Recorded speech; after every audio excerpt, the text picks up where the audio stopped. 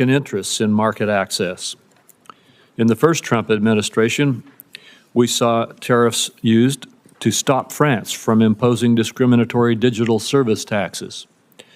Tariffs also forced China to discuss the systemic challenges between our two nations.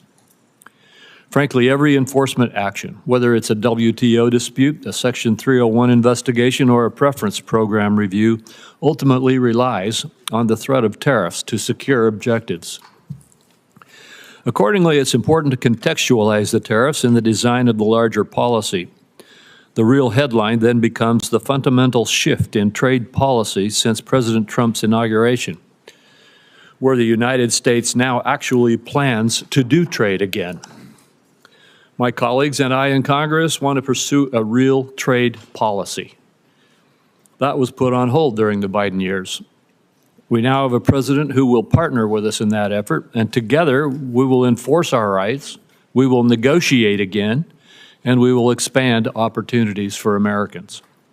This administration is not deliberating endlessly over whether trade can be a force for good, like the past administration, which refused to even engage in bipartisan or bilateral market access trade negotiations.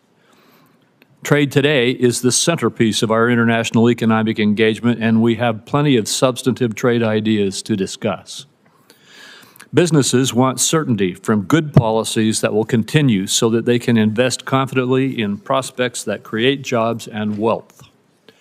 That is one of the primary reasons that I'm working hard to make the Trump tax cuts permanent, to provide businesses with the certainty they need to make long-term investments to drive growth and increase prosperity across all segments of the economy. Contrast this kind of certainty and forward thinking on trade with that of the last 4 years, where the only certainty was that you were going to lose ground because your government fundamentally rejected free markets, free enterprise, and free trade. The last administration turned to industrial policy because it was certain that the free market failed in delivering what government planners believed was necessary for climate and social agendas.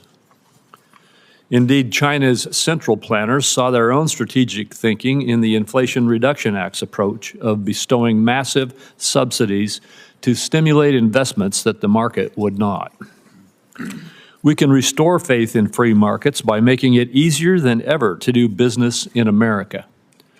The President's executive order last week to assist major investors to navigate our regulatory system efficiently is a good start. We plan to do more. The Biden administration provided us with only the certainty that in the face of a foreign government's discriminatory policies like digital service taxes, data localization, or other non-tariff barriers, it would not stand up for its citizens because it believed that the so-called right to regulate trumped the principle of free enterprise. Respectfully, democratic governments do not have rights. They exist to secure rights for their citizens. One immediately welcome change under the Trump administration appeared last week in the USTR's National Trade Estimate.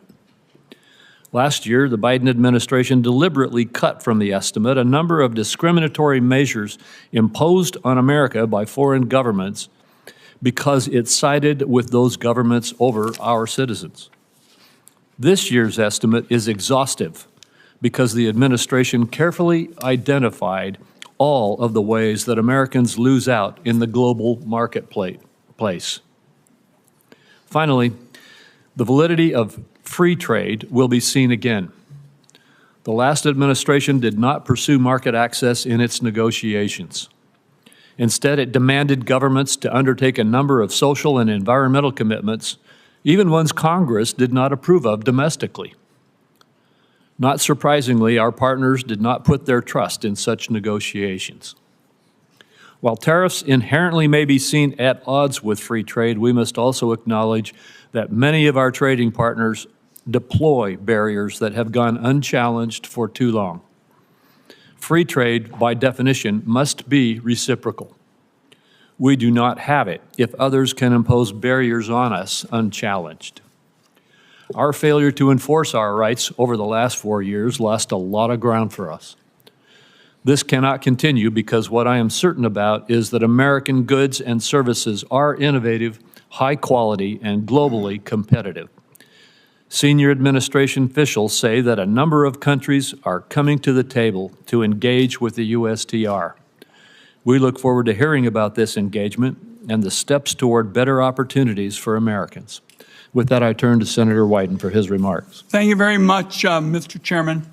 Mr. Chairman and colleagues, today's hearing on the President's trade agenda begins with American retirement funds, investors, and our economy in purgatory thanks to Donald Trump's plan to hike tariffs to levels not seen since before the invention of the automobile. Prices are continuing to increase. Markets for made in the USA products are slamming shut around the world. The U.S. economy has gone from the envy of the world to a laughingstock in less time than it took to finish March Madness. Through it all, any explanation for what his tax hike on the American people is supposed to accomplish. And so this morning, I'd like to focus on one central question. What is the plan? In the last week, the White House has been all over the map when it comes to this question. There is no clear message of how the tariffs were determined, what they're supposed to accomplish, how long they'll be in place, whether they're a negotiating tool or a move to try and cut the United States off from global trade and usher in a new era of 1870s-style protectionism. In the days since Donald Trump announced his tariffs, the President and his advisors have repeatedly changed their stories on all of these questions. Last Thursday, Donald Trump said, quote, "The tariffs give us great power to negotiate," just after Secretary Lutnick and a top economic advisor told reporters the tariffs were not up for negotiation. Then the stories changed again on Sunday when the Secretary of Agriculture and the top White House economic advisor, Kevin Hassett, both said Trump's tariffs were bringing foreign countries to the table, hoping to negotiate new deals to cut tariffs. At nearly the same time, the Treasury Secretary was on TV Sunday saying the tariffs would remain in place for, quote, days and weeks. Asked if the tariffs were up for negotiation, the Commerce Secretary said Sunday, "The tariffs are coming." He announced it, and he wasn't kidding. The tariffs are coming. And yesterday in the Oval Office, Donald Trump said there can be permanent tariffs and there can also be negotiations. So again, this morning, what we want to know is what is the plan? The stock market is up a bit this morning on yet another round of rumors that Donald Trump might not go through with his full barrage of tariffs. Yet this weekend, Donald Trump retweeted a post on Truth Social arguing that Trump is crashing our economy and markets on purpose as a strategy to lower interest rates. Is it possible that's the plan? Tank the economy so wealthy people can borrow money more cheaply? We know that billionaires like Howard Lutnick and semi-billionaires like Scott Bessent won't mind paying more for groceries or gas. It's a drop in the bucket for them. But for families, higher costs are going to get hurt. Higher costs are going to hurt. The nonpartisan Yale Budget Lab predicts the tariffs will cost families $3,800 in the first year alone. In Mr. Greer's confirmation hearing, he argued that economic security leads to strong national security. Our country is getting the opposite with these pointless tariffs. Destroying the foundations of our economy is not only disastrous for workers and families, it makes our people less safe. So you look at Stellantis, the auto company, laying off 900 workers in response to the tariffs.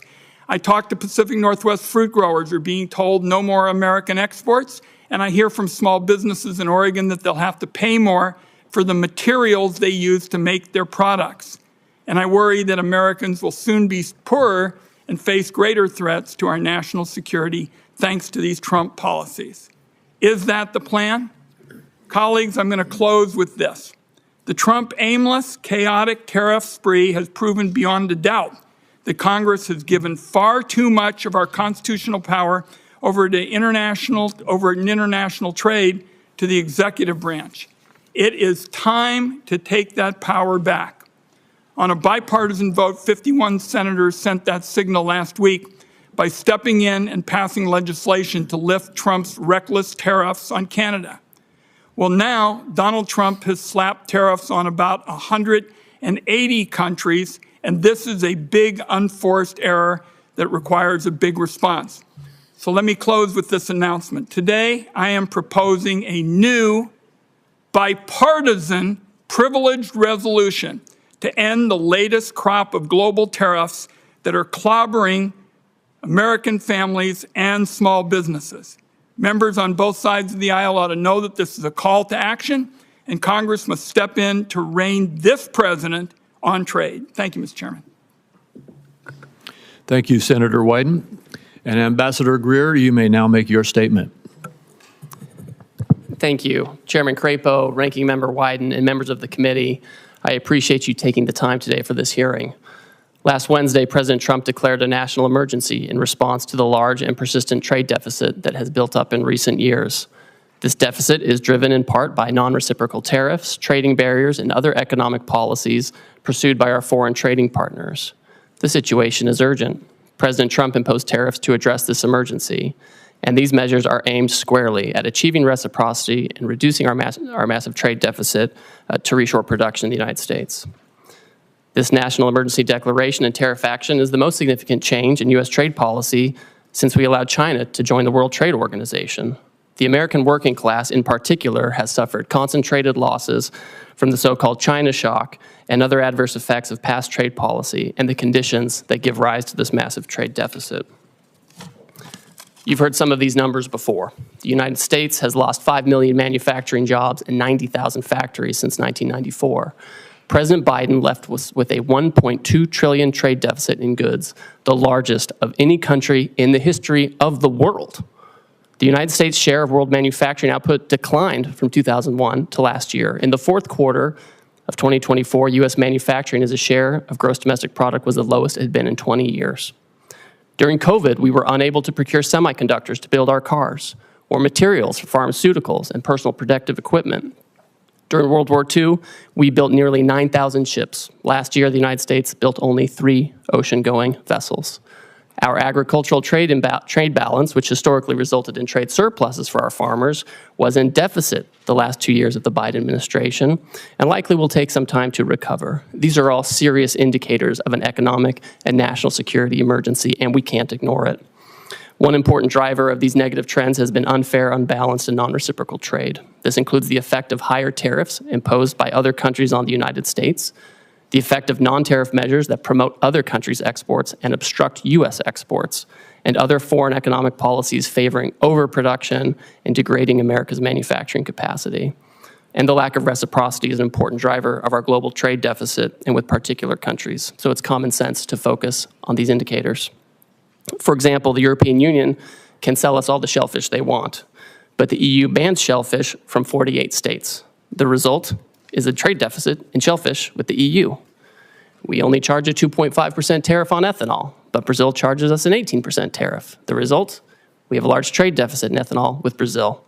Our average tariff on agricultural goods is 5%, but India's average tariff is 39%. You understand the trend here. Our trade deficit, driven by these non-reciprocal conditions, is a manifestation of the loss of the nation's ability to make, to grow, to build. And the president recognizes the urgency of the moment. On the first day of his second term, President Trump issued a comprehensive memorandum setting out his trade policy directive. And over the past 10 weeks, he has executed on nearly all of these priorities. He has tightened tariffs on steel and aluminum. He's imposed new measures on auto and auto parts not made in the United States. And on April 2nd, the president declared the national emergency that we've discussed. And so the president has imposed a reciprocal tariff along with a global baseline tariff to achieve reciprocity with other countries and to drive the dangerous deficit down. And the president's strategy is already bearing fruit. Over the past few weeks, a planned layoff for an auto production shift in Tennessee has been suspended. Another automaker is hiring additional employees and expanding overtime to increase auto production in Indiana. Companies have announced $4 trillion in new investment in the United States. Nearly 50 countries have approached me personally to discuss the President's new policy and explore how to achieve reciprocity, and they've spoken with many members of the administration. Several of these countries, such as Argentina, Vietnam, India, and Israel, have suggested that they will reduce their tariffs and non-tariff barriers in line with the President's policy. And these obviously are welcome moves. Our large and persistent trade deficit has been over 30 years in the making, and it will not be resolved overnight, but all of this is in the right direction, particularly as we start to negotiate with these countries.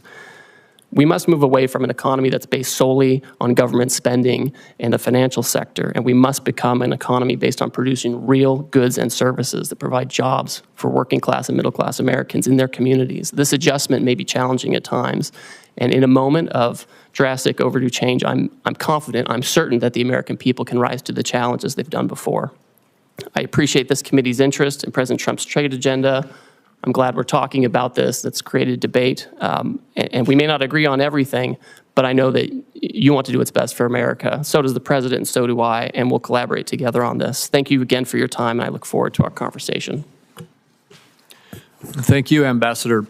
Yesterday, Secretary Bessent stated that you and he both will lead trade negotiations with Japan.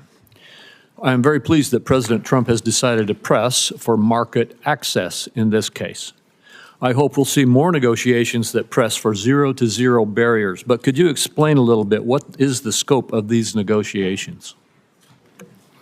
Certainly. Thank you, Chairman. So as you know, yesterday the President directed Secretary Bessent and myself to interact with the Japanese. We've already been having several conversations with them over past weeks. So this is not a new development, but we are taking it to a new level. Obviously, we want to have more market access in Japan. For us, we feel like we could have more and better agricultural market access. There are also structural impediments to some of our industrial goods in terms of standards and regulations and that kind of thing. I also think that there are things we can do with our trading partners, things that aren't always purely in the trade sector with respect to economic security, whether it's export controls alignment or investment screening alignment or energy, making sure that our partners are tied up with us with respect to liquefied natural gas and other resources, as opposed to being dependent on other countries that may not be as friendly. And so I think all of these factors will go into these discussions with Japan in the coming weeks. Well, thank you. And as you indicated in your testimony, you've been approached, the administration or you have been approached by about 50 other countries already. I assume that the objective in these approaches, and I assume that there will be discussions and negotiations with them, but first, could you verify that? Is the objective here to engage in market access negotiations with these countries? Chairman, as these countries approach us, the idea is that we've had years and years of non-reciprocal access, and it's contributed to these trade deficits. As the countries come to approach us, what we've told them is, if you have a better idea to achieve reciprocity and to get our trade deficit down, we want to talk to you. We want to negotiate with you. And it goes both ways. Sometimes they have exports to us that are driven by subsidies and unfair trading practices. And then obviously they have non-reciprocal treatment on their end where they block our exports, sometimes through prohibitive tariffs, quotas that are not administered in the appropriate way, or other unfair trading practices. So these are the kinds of things that should be targeted. And I don't want to prejudge the negotiations, but if they're able to provide an alternative plan that can further these objectives, I think we're open to that. Well, thank you. The America First Trade Policy Memorandum rightly tasked the USTR to review China's compliance with the Phase 1 agreement. Under the agreement, China is obligated to purchase more U.S. goods and change basic practices and laws, the so-called structural commitments. The prior administration refused to discuss whether China complied with its structural commitments. And by the way, these were commitments made in response to tariffs in President Trump's first presidency, correct? That's right.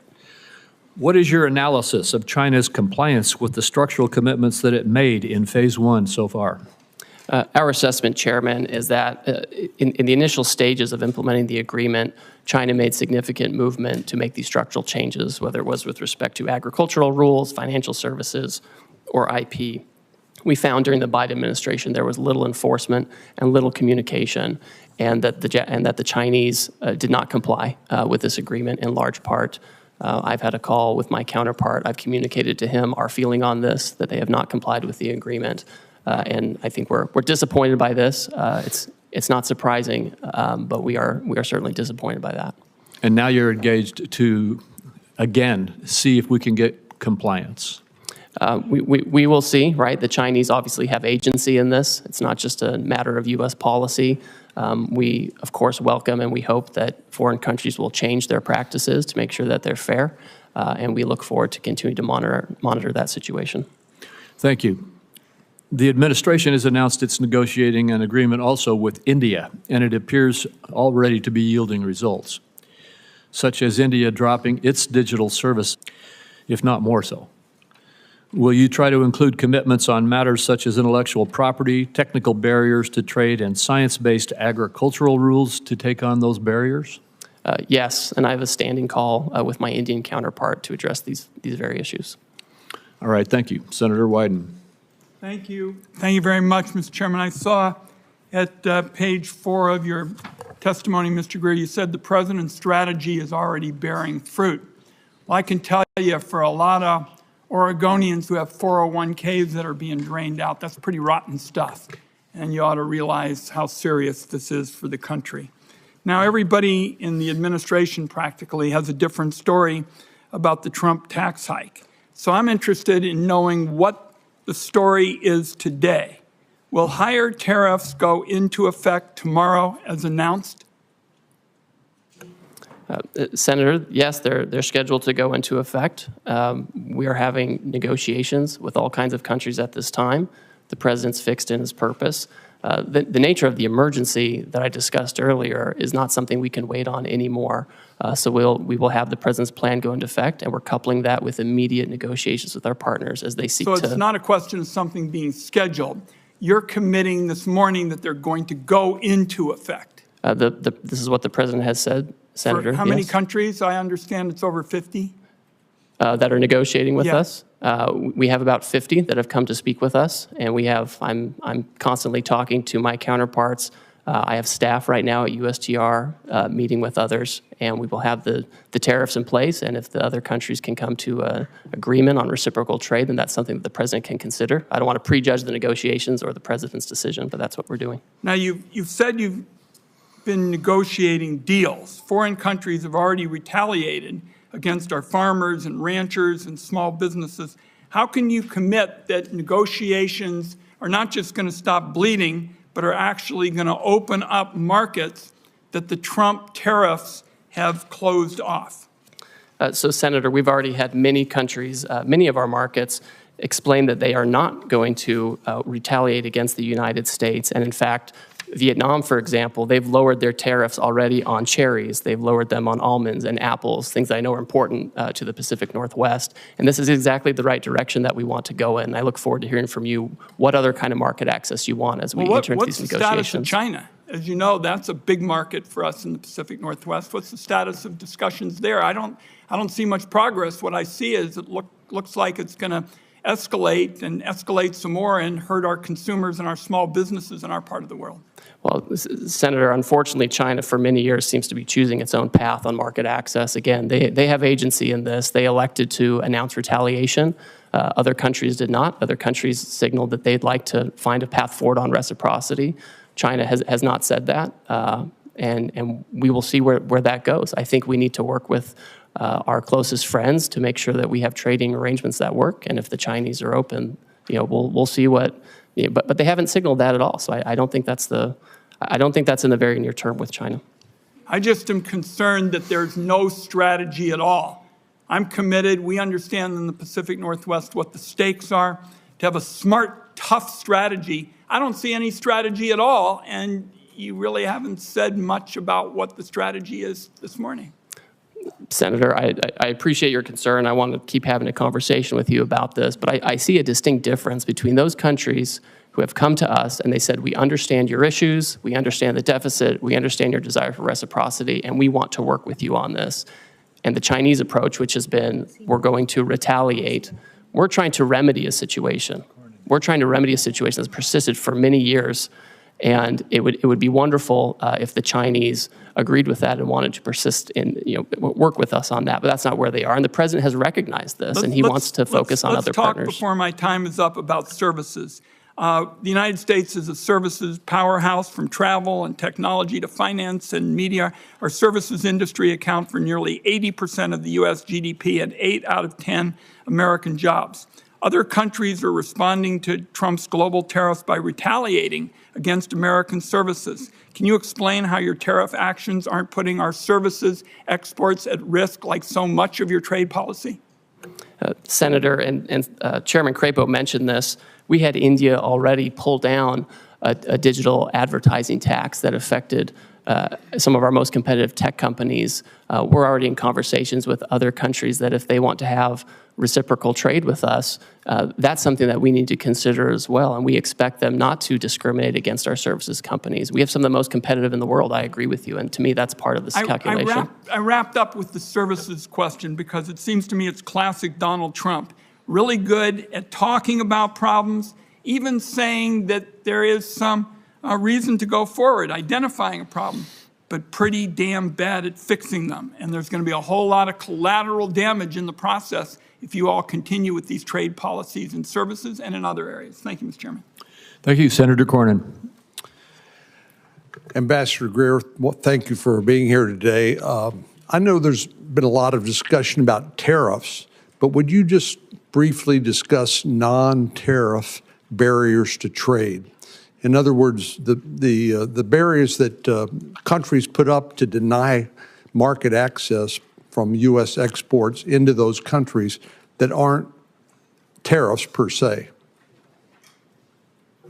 Yes, thank you, Senator. I have here in my hand a book that's become very popular in recent days. This is the National Trade Estimate on Foreign Trade Barriers, and the Office of the United States Trade Representative puts this together with input from civil society, unions, industry, business, small business, and this is 400 pages of all the non-tariff barriers that you're talking about. Just a few examples.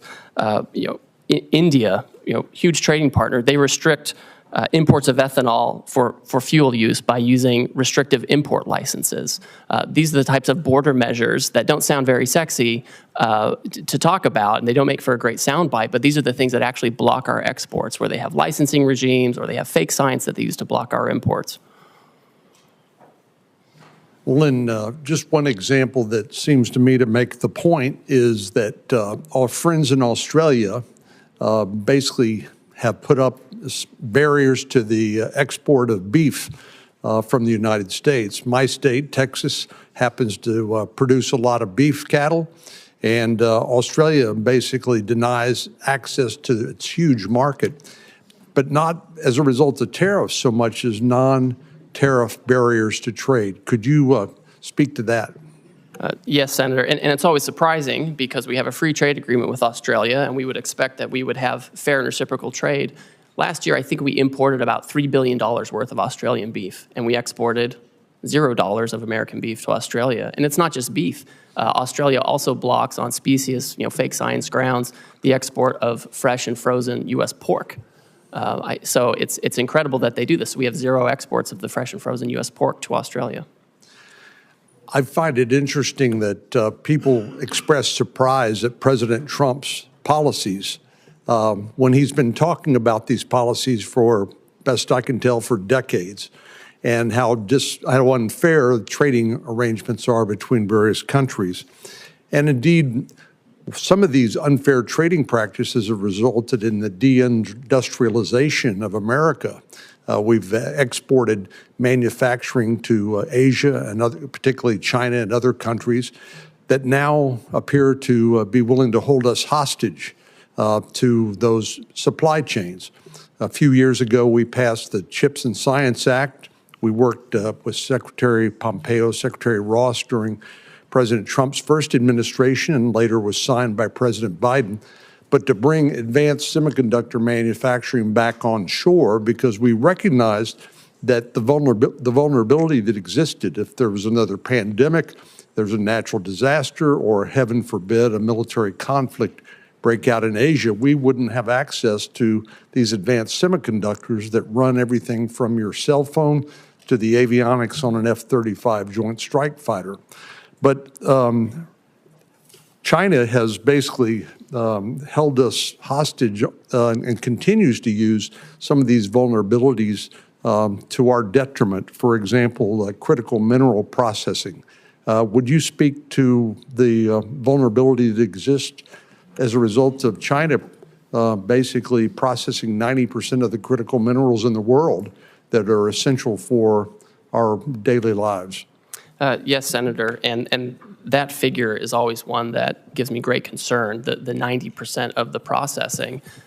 We do have critical minerals in the United States. We have lithium here. We have other critical minerals here. And a lot of it is that China has centralized the processing of minerals, right? We have in the Western Hemisphere, in Bolivia, in Chile, we have all kinds of critical minerals, and that's in our hemisphere.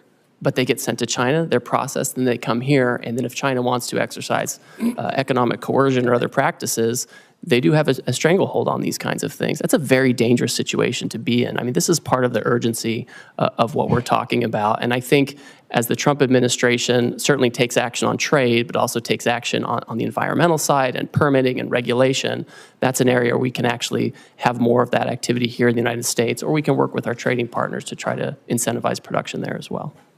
Thank you very much. Thank you. Senator Bennett. Thank you, Mr. Chairman. Ambassador, it's good to see you again. Could you talk a little bit about the relationship of the tariffs that you have put on and rising prices for the American people? What is it the American people should expect to be able to suffer as a result in terms of rising prices? I understand your position is that the long-term gain is worth the short-term pain, but what is that short-term pain going to look like? So Senator, I think we can look at, I think we should look at history and data for this. You know, it's hard to project what's going to happen with prices, but we know in the first Trump term, the president imposed historic tariffs on China on an enormous amount of goods coming from China. And during that time, inflation went down by 0.1%. During the Biden administration, the historic inflation was not on imported goods or related to tariffs that President Biden put in place. It was related to, frankly, services, healthcare, education, et cetera. So I think there's not really a one-to-one on tariffs and price effects, and so many things go into price. I know you think I'm probably like dodging and weaving on this, but but I'm looking at data, sir, yeah, and the data shows it's not one-to-one. I know you're smart enough to know that the likelihood is that prices are going to go up for the American people as a result of the tariffs that you put in place. Do you disagree with that? Oh, I mean, when you say that the American, in your testimony, that you expect the American people will bear the burden, or that, and I'm sure they will bear any burden on some level.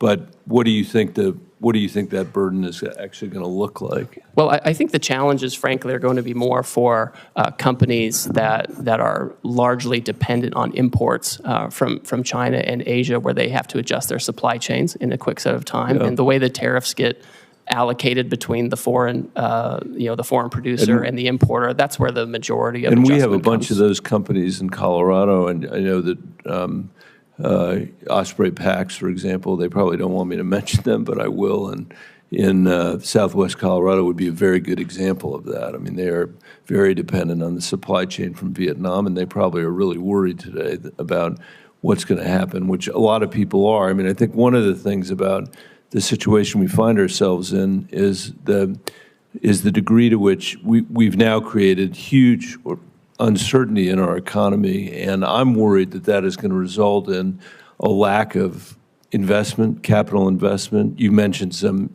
new investments that have been made in our economy, but I think that anybody who knows anything about the economy knows that uncertainty results in people freezing up, a paralysis, a lack of investment, which is going to make it hard for our economy and may actually provoke a recession. Could you comment on your concerns about that and how you're thinking about that? And I have one more question before I'm out of time. So Senator, the best way to have certainty is to build in the United States, right? That's the best way to have certainty.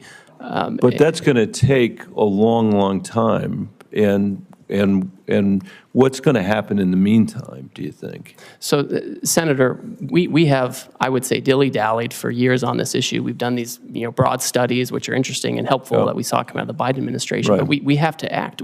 I can't sit for 3 years and try to fine-tune something. I hear you. I hear you say that. But you could have made a different choice, which was to strategically target a geography, to strategically target Beijing, strategically target certain industries where, all industries in America weren't affected at the same time. You didn't make that choice. I mean, you're in the midst of having trade negotiations with 90 different countries at the same time, by your own testimony, all of whom can make their assessment, I assume, these are sophisticated people, about where the pressure points are on you, where the pressure points are going to come for us to not necessarily get the best deal because we're spread all over the globe negotiating every one of these agreements at the same time, rather than a more strategic approach, which would have had the benefit of giving us, I think, a much greater degree of certainty about where we were headed. Obviously, you made a different choice, and I'm just curious about how you think about your how you think about that. So I would note, and I think it's thoughtful to think about things in this way. If you look at the results of the reciprocal tariff, the Western Hemisphere generally is at the lowest tariff rate. If you look at where we have our largest problems with non-reciprocity and deficit countries, it's mostly in Asia. And so you do actually see pretty strategic outcome with respect to promoting production in the Western Hemisphere as opposed to where we have all this overproduction in Asia that's given rise to our current problems on trade. I would just say in closing, Mr. Chairman, that's true. What the ambassador said is true, but it still doesn't, I still cannot fathom why we are treating Canada and Mexico, our largest trading partners, basically the same way we're treating Beijing. It doesn't make any sense to me. It makes no sense that we would do it all at the same time like that. And we're going to have to stay on it, which is why some of us have introduced legislation to make sure that Congress begins to take its appropriate role again in making these very important trade decisions. Thank you for your testimony. Thank you. Senator Lankford. Mr. Chairman, thank you. Thank you for the work that you're doing. You've got a lot on your plate, and appreciate the focus right now on this. Let me come from a perspective of a lot of Oklahoma farmers and ranchers and manufacturing folks and retail folks, and quite frankly, folks that sell to retailers that are in Oklahoma. They've got several questions that they've actually sent to me pretty quickly, so I want to be able to bounce a few of those. The goal of this is to do more trade internationally, that the United States would be able to manufacture here or produce here and sell more internationally, and that we would have that opportunity to have increased market access. Is that correct? So, Senator, I think that's accurate, because when we're trying to get down a deficit and have more production here, necessarily part of it is making sure we're not getting too many imports that are driven by unfair trade practices, but also promoting our exports overseas. So then right now there's a lot of negotiations going on. There was a lot of questions for several days whether we're negotiating or not negotiating. I'm hearing from you pretty clearly today. We are open to negotiate. We're trying to be able to establish better trade agreements to be able to move forward. Do you have any timeline on certain countries or places that you have set internally to say we hope to have negotiations complete by this point? Obviously, negotiations can extend as long as they have to, but is there a timeline you're dealing with? So the president has indicated that he's willing to negotiate with parties that want to pursue reciprocal trade with the United States. We don't have any particular timeline set on that because, as you pointed out, Senator, the outcome is more important than setting something artificially for us. What I can say is I'm moving as quickly as possible, and a lot of these countries are moving very quickly, and we're working on the weekends, we're working at night as folks want to engage on this. Now, I will say, I know you want to ask something, the trade deficit has been decades in the making, and it's not going to be solved overnight. Right. Yeah, everyone understands that well, and everyone that I talk to is grateful that we're actually attacking the trade deficit issue and try to be able to bring down barriers to trade. They also want to get a timeline. Let me give you, for instance, I've got an Oklahoma company that several years ago spent millions of dollars to be able to move out of China they moved into Vietnam for production because literally there was what they're producing, the parts were not created in America. So they were looking for other places to go. They spent all the money, spent all the time, shifted out of China, got to Vietnam and established there. Now they're saying we've got giant costs in Vietnam at this point. So they're going to have to renegotiate with every single retailer that they sell to, which is going to take a lot of time to be able to do it. What they're trying to be able to figure out is, do we hold on those negotiations and try to renegotiate with Walmart and Target and Costco and everybody else? They're going to have to renegotiate every contract again to try to figure out which way to go. So the time piece does matter to them. Senator, I understand completely. And Vietnam is one of those countries that understands that it is, frankly, one of the major targets of this action because their trade surplus with us is so lopsided. I think it's every $15 they export to us, we send them $1, and they remain closed to our exports where we can be competitive, agriculture, et cetera. But they've come to the table with an offer, right? We didn't go out and say, please come talk to us. They beat down our door and they want to talk about it. Good. I don't anticipate that we're ever going to have equal trade with Vietnam. We're a much larger economy than they are, but bringing down the trade barriers would be helpful so that they would accept American products to be sold there. I think that's beneficial, but most countries in the world are never going to buy as much as we're purchasing because we just purchase a lot more from there. Another issue has come up about garment manufacturing. Obviously, this is a challenge. We'll have different pieces that are bought from different countries. We don't have a lot of garment manufacturing here in the United States. For those garment manufacturers that are here and for others, some in Oklahoma, they're asking me about exclusions and exceptions and how this is going to be handled to say, we can't buy it in America. This is the only place that's actually manufacturing it. I know long-term, the hope is to be able to have a more diversified, but in the short term, they don't have another option. How do you plan to handle that? Senator, the president has been clear with me and with others that he does not intend to have exclusions and exemptions, especially given the nature of the action. If you have Swiss cheese in the action, it can undermine the overall point, which is to get rid of the deficit, achieve reciprocity. To my point earlier to Mr. Bennett, the Western Hemisphere countries have a much lower tariff than many of the Asian countries, and I've heard from textile manufacturers for many years that they would love to have a situation where Western Hemisphere textile and garment manufacturing is more competitive, and maybe we're setting up the conditions for that. So in the short term, there's no exemptions that are coming on it. So for companies that are currently buying from Asia at this point, whether it be for textiles, whatever it may be, the goal is to be able to push them out of Asia into the Western Hemisphere, or where do they need to go at this point? Well, the president has been clear, again, that he's not doing exemptions or exceptions in the near term. My own sense is, given the tariff differentials between Asia and Western Hemisphere, I think people can start making decisions based on that. Senator Whitehouse. Thanks, Ambassador Greer, for being here.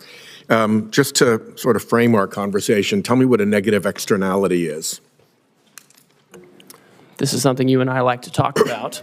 Yes, we do. This is a situation where you have a foreign country where perhaps they have actions such as poor environmental regimes or lax labor laws, and they don't bear the cost of that. Instead, they send their goods that are the product of these processes where they have lax regulatory regimes. They send it here, and we end up bearing this. They externalize these negative externalities to us, and we have to bear it, and our workers have to bear it, and we don't compete on a level playing field. So two things are wrong with this. One, the customary negative externality is pollution.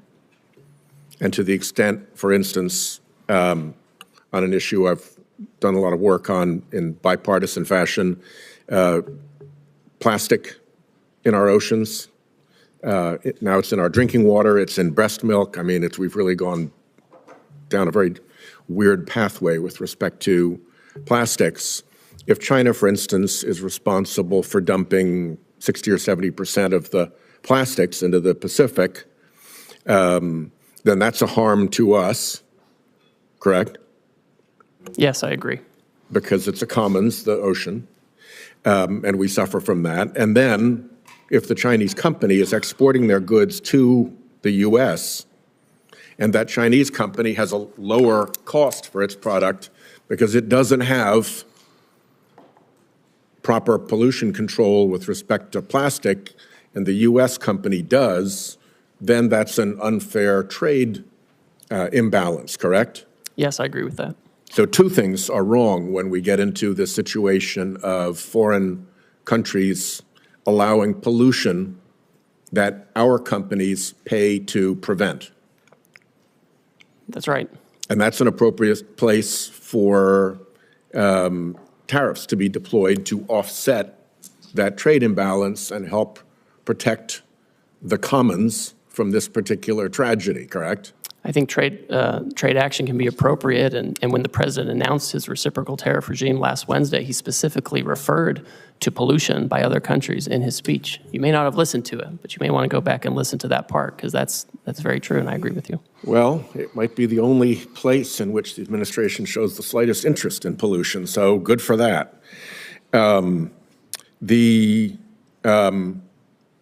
issue of plastics is, I think, a pretty significant one. Again, there's been a lot of bipartisan interest.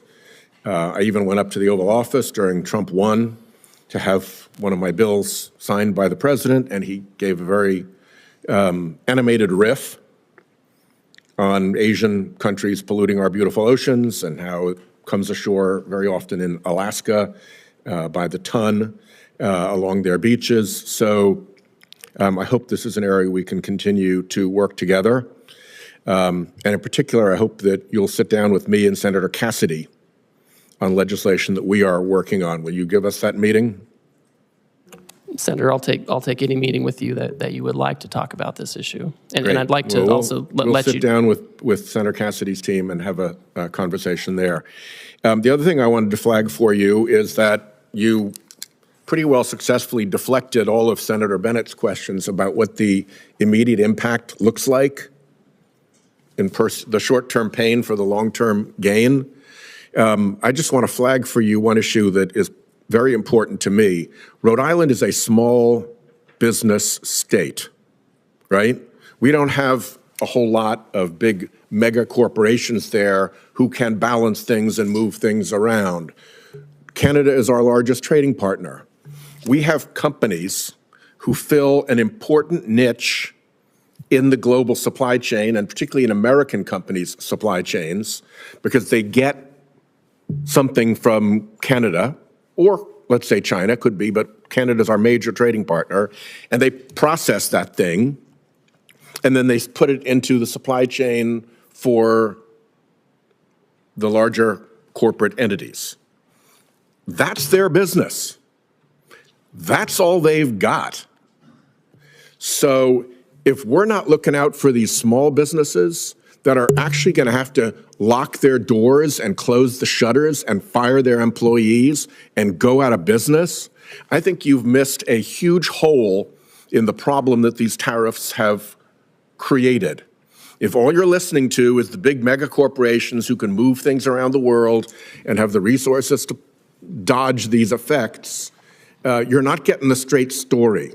I think in every one of our states, there are going to be small businesses that occupy a niche in which trade is an important factor and that are going to go bust because of these tariffs. And I urge you to look out for those businesses because I don't think they're getting their voices heard at all. So, Senator, I've talked to you about this. I've talked to Senator Hassan about this and others. One thing I asked my team to do last week was to convene a meeting of I have a trade advisory council for small business. I've asked them to convene that meeting.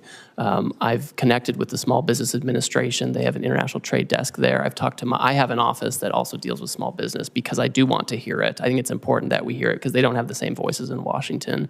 I will say right now, Canada and Mexico, things coming from Canada and Mexico that comply with the United States-Mexico-Canada Agreement come in duty-free. They continue to do so if they follow the rules. If they don't follow the rules and are trying to put in Chinese stuff, that's going to be tariffed. But if they follow the rules, they're going to be getting the duty-free treatment they're due. Well, a small business that has gone broke is not very amenable to a meeting. They don't exist any longer. Senator Hassan. Thank you, Mr. Chair and Ranking Member. Good morning, Ambassador Greer. Thank you for being here. Before I start with a couple of additional questions about the impact of these tariffs. I want to associate myself with Senator Whitehouse's comments just now about the impact on our small businesses, particularly those who are critical parts of supply chains for some of our larger corporations in the country. As you know, Canada is our biggest trading partner too, and we are already seeing the impact of these tariffs with our small businesses, especially in our tourism industry, which is being decimated because Canadians are not coming down to New Hampshire the way they usually do. Let me ask you about a couple of other things. President Trump's tariffs have made almost everything that families buy more expensive. The president imposed a 10% national sales tax on all imports into our country and an even higher sales tax on imports from more than 50 countries, including our allies like Canada. This is the largest tax increase in over half a century, and it's going to cost the average American family $3,800 a year. Their morning cup of coffee will cost more, so will new shoes for their kids, and so will fresh fruit. So my question to you, Ambassador, is how much revenue from the president's national sales tax will be used to give tax breaks to billionaires? So, Senator, as you know, any kind of tariff revenue that comes in to the United States government, it goes to the Treasury, and Congress will decide what happens to that money. Obviously, the president wants to have a very competitive tax policy that's good for everybody. That was part of why he had such a successful economy in the first term, is he married trade action with good tax policy to have $7,000 an increase in real wages over that time. Well, let's let's be really clear. The president, besides the contradictions in the way he talks about the purpose of his tariffs, the president's made very clear that he sees tariffs as a way of increasing revenue. At the same time, he's working with the majority in Congress to give additional tax breaks to the wealthiest people in the country at the expense of working people who are going to be paying more for everyday goods they absolutely have to pay, goods they were hoping were going to cost less, given the president's campaign promises. But of course, he isn't keeping to those campaign promises as prices continue to go up. Now, the president's national sales tax is increasing prices for families. It's also causing huge losses in Americans' retirement savings. Ambassador Greer, would the administration reverse course if the president's tariffs led to 10% inflation? Senator, the president is fixed in his purpose. This trade deficit and the offshoring and loss of manufacturing jobs is something that's persisted for too long, and it's dangerous. I understand your justification for the policy, even though there are some very contradictory justifications coming out of the administration. But my question is, what's the inflation rate where you guys would reverse course? 10% inflation that I just asked you about, that is higher inflation than we saw at the peak of the COVID economic crisis. But you aren't going to say here today that you would reverse course even if you created inflation as high as we had at the peak of the COVID economic crisis. I think the most serious inflation we saw was during the Biden administration. When we did tariffs in the first term, inflation went down. I just don't. It's not going to be a one-to-one. Inflation about how much money you're putting into the supply. Well, let's just be really clear that the Trump administration is here today to say that even if inflation hits Americans' pocketbooks at 10% because of these tariffs, then the Trump administration is still going to go charging ahead. So, Ambassador, would the administration reverse course if the president's tariffs caused a 50% stock market crash, which would hurt Americans' retirement savings even more than they've been hurt in the last 10 days or so? Senator, the fundamentals of the economy are so strong. We had 228,000 jobs last month. We have 9,000 additional manufacturing jobs from the month before. Your answer is even if the stock market crashes 50%, which is how much the stock market crashed in the Great Recession, you're not going to say here today that you would reverse course even if you crash the stock market and harm retirement savings as drastically as happened during the Great Recession in 2007. Senator, your hypotheticals are not consistent with the history we have seen with the use of tariffs. My hypotheticals are based on the fact that a lot of Americans are looking at their 401ks today and wondering how much of a lifestyle change they are going to have, or whether they're going to be able to retire when they plan to, because of the recklessness and haphazard nature of the Trump administration's imposition of tariffs. Nothing was thought out about this. This has been a haphazard, incompetent effort, and it's showing. Thank you, Mr. Chair. Thank you. Senator Cassidy. Hi, Mr. Greer. Thank you for being here.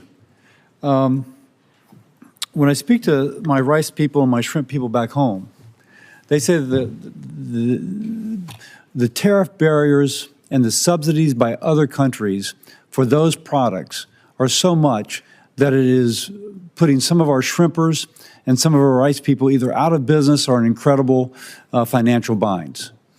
And so the fact that the president is attempting to address these as well as the non-tariff trade barriers is incredibly important. Let me first say that.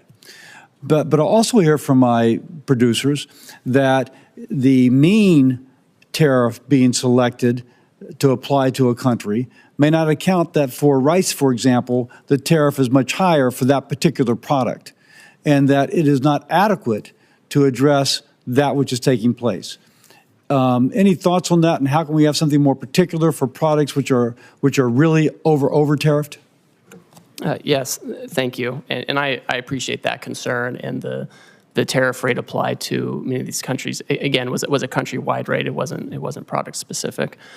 My sense is if countries come to us and they expect to have some kind of a different plan, they will need to change these things, right? And they will have specific products, specific barriers that they would have to address.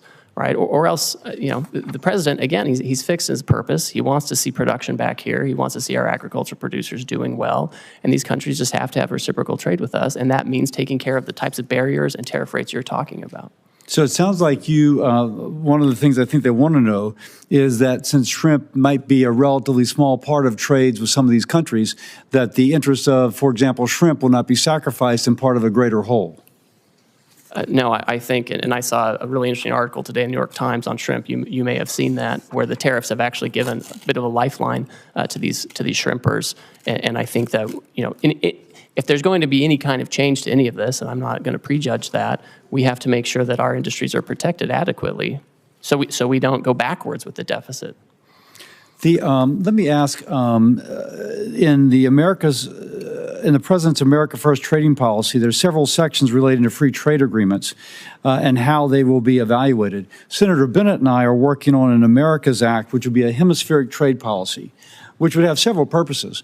One, to strengthen those ties. Secondly, to keep the Chinese from making the incursions that they are absolutely making throughout the hemisphere.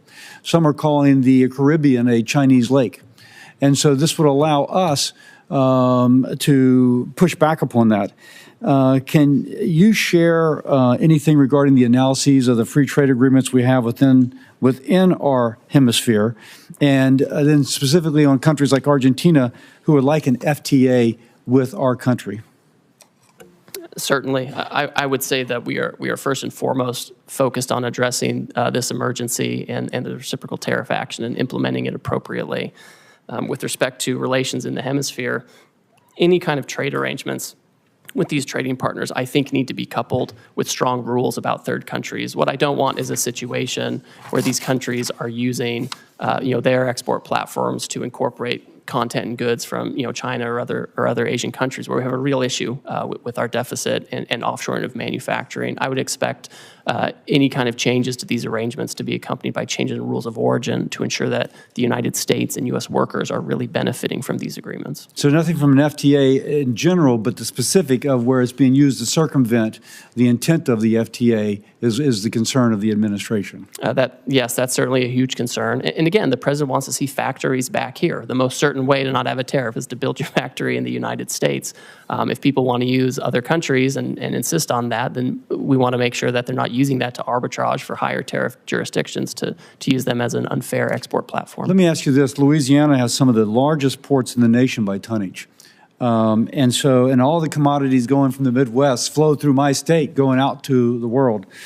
Earlier, USTR proposed imposing like $1 million for every vessel built in China. And I'm told that if the Koreans have a fleet of 50 and 5 of the ships are built in China, then the $1 million would apply to all 50, not just to the ships that are built in China. Now, that would clearly impact a ship coming to the United States to offload. if you will, impact my ports and the ability of our goods throughout the nation to move through the Mississippi. Is USTR going to hang by that or considering modifying that? Can you kind of give us any idea about that? So to address the lack of shipbuilding in the United States, USTR's proposed actions are just those. They're proposed actions. They're a series of potential remedies that could be used to incentivize shipbuilding in the U.S. They're not all going to be implemented. They're not all going to be stacked. We've asked for a lot of input, and we've had a hearing on that. We've collected comments. We've reviewed it. I've met personally with certain stakeholders during that time period, and I think the President will look very carefully to make sure that we have the right amount of time and the right incentives to create shipbuilding here without impacting our commodity exports. Okay, thank you. I yield. Senator Cortez Masto. Thank you, Mr. Chairman. Ambassador, as USTR's Chief of Staff in the first Trump administration, you oversaw the negotiation of the U.S.-Mexico-Canada agreement, the USMCA, and the renegotiation of the Korea-U.S. Free Trade Agreement, the KORUS. President Trump signed both of these agreements. He called the USMCA a colossal victory, and KORUS a historic milestone. And yet, with President Trump's new blanket tariffs, he is ripping up these agreements with our allies that we negotiated with. Why would any country want to do business with us, much less negotiate a trade deal, if we don't even honor our ongoing agreements? So, Senator, we are the consumer of last resort. These countries have to sell here. They have, many of them, especially in Asia, have built their entire economies around exporting to us. They're very dependent on it, and that's part of why we have this huge trade deficit. With USMCA, those parties continue to enjoy duty-free treatment for many of the products that continue to comply with the rules that were set out 5 years ago. There's a big concern, Senator, that we did not have adequate other protections to stop the flow, particularly of like autos into the United States. But there was a process for you to renegotiate that agreement this year. We talked about that in my office. Isn't that correct? That's correct. And it wasn't to do these blanket tariffs, correct? What we have to address is an emergency, Senator. That's true. And you should be honest. At least as you sit here, as you were in my office, be intellectually honest. Now, let me just ask this, because this is also true, and I so appreciate my Senator Lankford asking this. Time matters.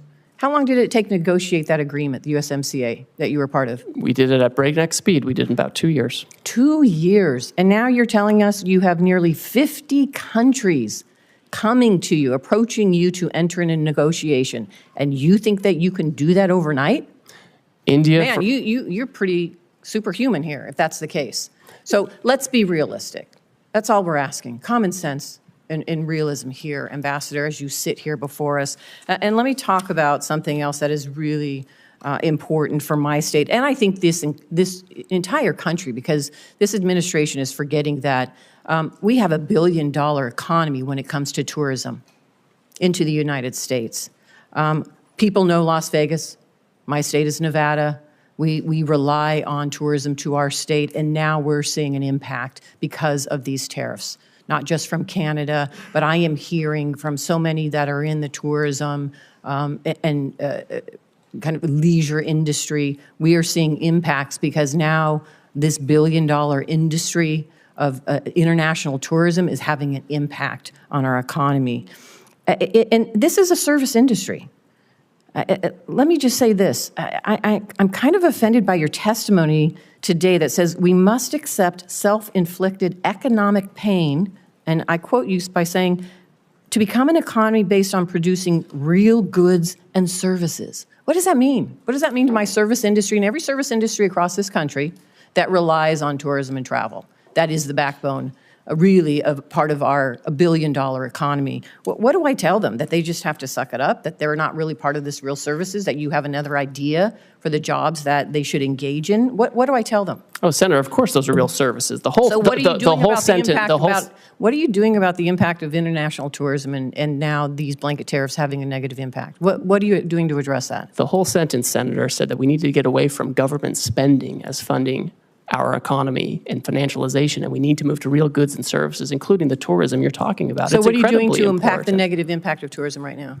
Well, one thing I'll say is we can't have the status quo, right? I keep hearing that we should have, essentially what I'm hearing is we should have the status quo. We should keep the $1.2 trillion trade deficit that Biden left us with. I'm asking you, and I don't think that's adequate. what are you doing in this administration to address now the impact that you're having with these blanket tariffs, not targeted tariffs, blanket tariffs, on international tourism that is a big impact to our economy? What are you doing to address that?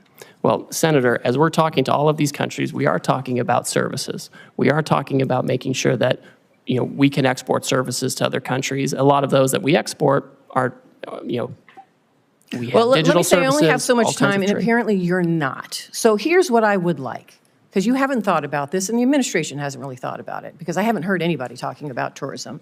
So why don't you come talk to me in my office, and let's talk about and put a plan together, because these blanket tariffs are having an impact on tourism in my state and across the country. Senator, So I'm happy to instead come of talk just to you. defending it, why don't you just come sit down with some of us and try to address the concerns that we are seeing and feeling in our states that this administration has not taken into account?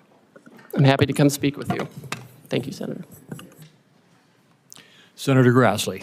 Ambassador Greer, thank you for being here. I've made very clear throughout my public service that I'm a free and fair trader. The Constitution gives Congress the authority to regulate interstate and foreign commerce. I believe that Congress delegated too much authority to the President in Trade Expansion Acts of 1962 and Trade Act of 1974. That said, I support President Trump's agenda to lower tariffs and non-tariff barriers other countries impose on American goods. I support President Trump's agenda to get a better deal from China and other countries for our farmers and manufacturers. In fact, even back in 2003, I sent a letter to the Chinese Minister of Commerce at that time pointing out China's failure to live up to its WTO obligations. And then I went further in 2018 when I was on Senator Daines' Codell. I told top Chinese leaders I made a mistake supporting China in the WTO. That's why during the first Trump administration, I was supportive of President's agenda to get fair trade with China. At the time, I raised alarm bells when tariffs are used. We all know agriculture is usually the first place of retaliation. In response to Chinese retaliation to tariffs, the first Trump administration set up the Market Facilitation Program for farmers, which gave direct payments to farmers affected by the tariffs. This helped farmers weather the short-term impact of trade retaliation. But as you know, farmers still overwhelmingly want to get their money from the marketplace and not from a government check. So far in this administration, we've seen even more sweeping tariffs, with some countries already retaliating agriculture, including China. I have been very vocal in my wait-and-see approach to these tariffs because I believe President Trump and you, Mr. Ambassador, are using them to get fair trade for Americans with many countries. If that's not the case, level with me. So to help farmers in the meantime, instead of relying on payments from the government, I'm going to give a suggestion that you don't have much to do with, but the administration could move very quickly to increase RVOs on the renewable fuel standards so that farmers get more robust domestic markets for their crops. And one place to start would be where the Biden administration came up short with RVOs, only 3 1/10 billion over a 3-year period of time on biodiesel, to make that 5.3 as far as you can see into the future. That would very dramatically increase soybean prices. So my question to you is, in the medium to the long term, do you plan to turn these tariffs into trade deals to reduce tariffs and non-tariff barriers? I support that. On the other hand, if the purpose is to stall on negotiations in order to keep tariffs high for the sole purpose of feeding the U.S. Treasury, I oppose that. So is this administration for trade reciprocity or for Treasury replenishment? Senator, thank you, and thank you for your years of service on the trade space, and you're one of the deans in this area. It's important to understand the sense of the emergency that we're facing and urgency with the need to reshore and do manufacturing here. It's incredibly important to the president. Yesterday, he stated very clearly that he is happy to engage in negotiations immediately with countries that believe that they can help us reduce our deficit and get rid of the non-tariff barriers and the tariffs that affect that. I think the answer, Senator, is it's going to be country by country. There are going to be some countries where they're not able to address their non-tariff barriers or their tariffs or the deficit fully, and there will be others who I think will be able to do that, and where the president will have the option of making a deal with them. So we're certainly seeking reciprocity. Now, if we have the tariff on a country, there's obviously going to be a revenue effect, but we need to reshore manufacturing, we need to get rid of our agricultural deficit, and we need to make sure that if countries are going to trade with us, it has to be on a reciprocal basis. Senator Cantwell. Thank you, Mr. Chairman. Ambassador Greer, good to see you. You and I have had many conversations about trade. I think my question this morning, though, starts with the consultation that Congress deserves on trade issues from the trade ambassador. And what did the Trump administration do to prepare us, to communicate with us, to tell us about findings as it relates to these emergency orders by the president? Thank you, Senator. As you know, I find consultation requirements very important, and not just as a requirement, just a matter of good practice. Our staff, the USTR staff, in the past 2 months that we've been in office, have had over 200 formal engagements with staff on the Hill, obviously here in the Senate, also in the House. The day of the reciprocal trade announcement, we had our staff also up here briefing your staff. And we also had the president issue very publicly his America First trade policy memorandum, which specifically said that he was going to look into the trade deficit and the possibilities of tariffs. So we've wreaked havoc on the economy by having one of the largest drops of the market. We have people's 401 in panic. We have retail organizations like the Retail Industry, National Retail Federation, American Apparel Industry, Outdoor Association, Consumer Technology, Computer Communications Industry, Main Street Alliance, Small Business Majority, all anxious, asking us to do something.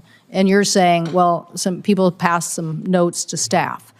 What the requirement is, and this is where I believe the president has misconstructed and actually exploited this authority, is not communicated to us, nor these interest groups that are now panicked over the effect of tariffs.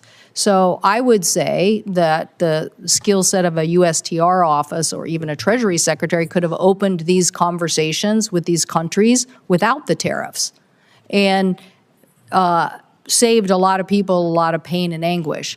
I worry that this trust issue, because I have a different worldview, that we should be building alliances as a way to counter China, that the alliance building process now will become harder, and people are going to wonder, well, is the United States going to pull another fast one again and just wreak havoc, when in reality, countering China with a tech NATO or something like that is a more powerful tool. Do you have a comment about that? I do, and I think we do need to be thoughtful about this. I think what we can't do is wait. We have had many times in past decades when we have had real robust trade disputes with our partners. Japan in the 80s and early 90s over cars, semiconductors, and they ended reshoring a lot of those factories here. And it didn't make us less of a security partner to Japan. I think we can have these conversations like friends do. And that's what the president said yesterday. He said, listen, China's trying to retaliate. They're taking a different path. But for others who want to have meetings, I want to reclaim my time for a second because I only have 5 minutes and you have lots of time to answer lots of questions for members. But you can see all my colleagues, we are thoughtful people with specific issues about our constituencies. I just met with raspberry growers. They're concerned. They want to know if they're going to get some seat on a council so they can have their issues heard. I'm for trade. I represent trade. I represent a trade economy. I represent the success of what innovation and trade get you. But you're coming here this morning with this not only tanking of the market and 401s, now you're coming here telling me that tariff is the tool. And I'm telling you innovation is the tool. You're telling us in your testimony you want a tariff on semiconductors.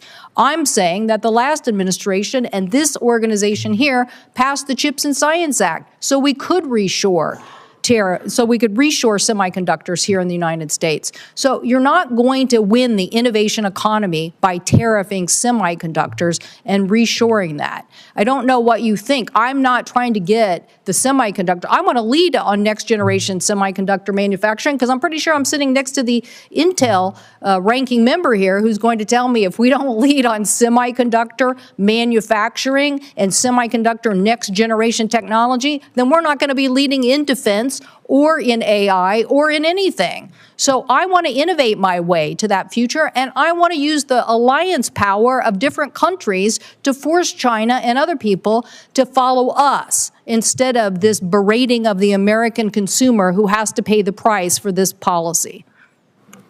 Senator, TSMC has announced a new announcement where they're going to have more investment here in the United States so they can make those things here and have that innovation. Thank you, the people who voted for the CHIPS and Science Act in the past administration. Thank you for that. We are going to lead on innovation despite this administration.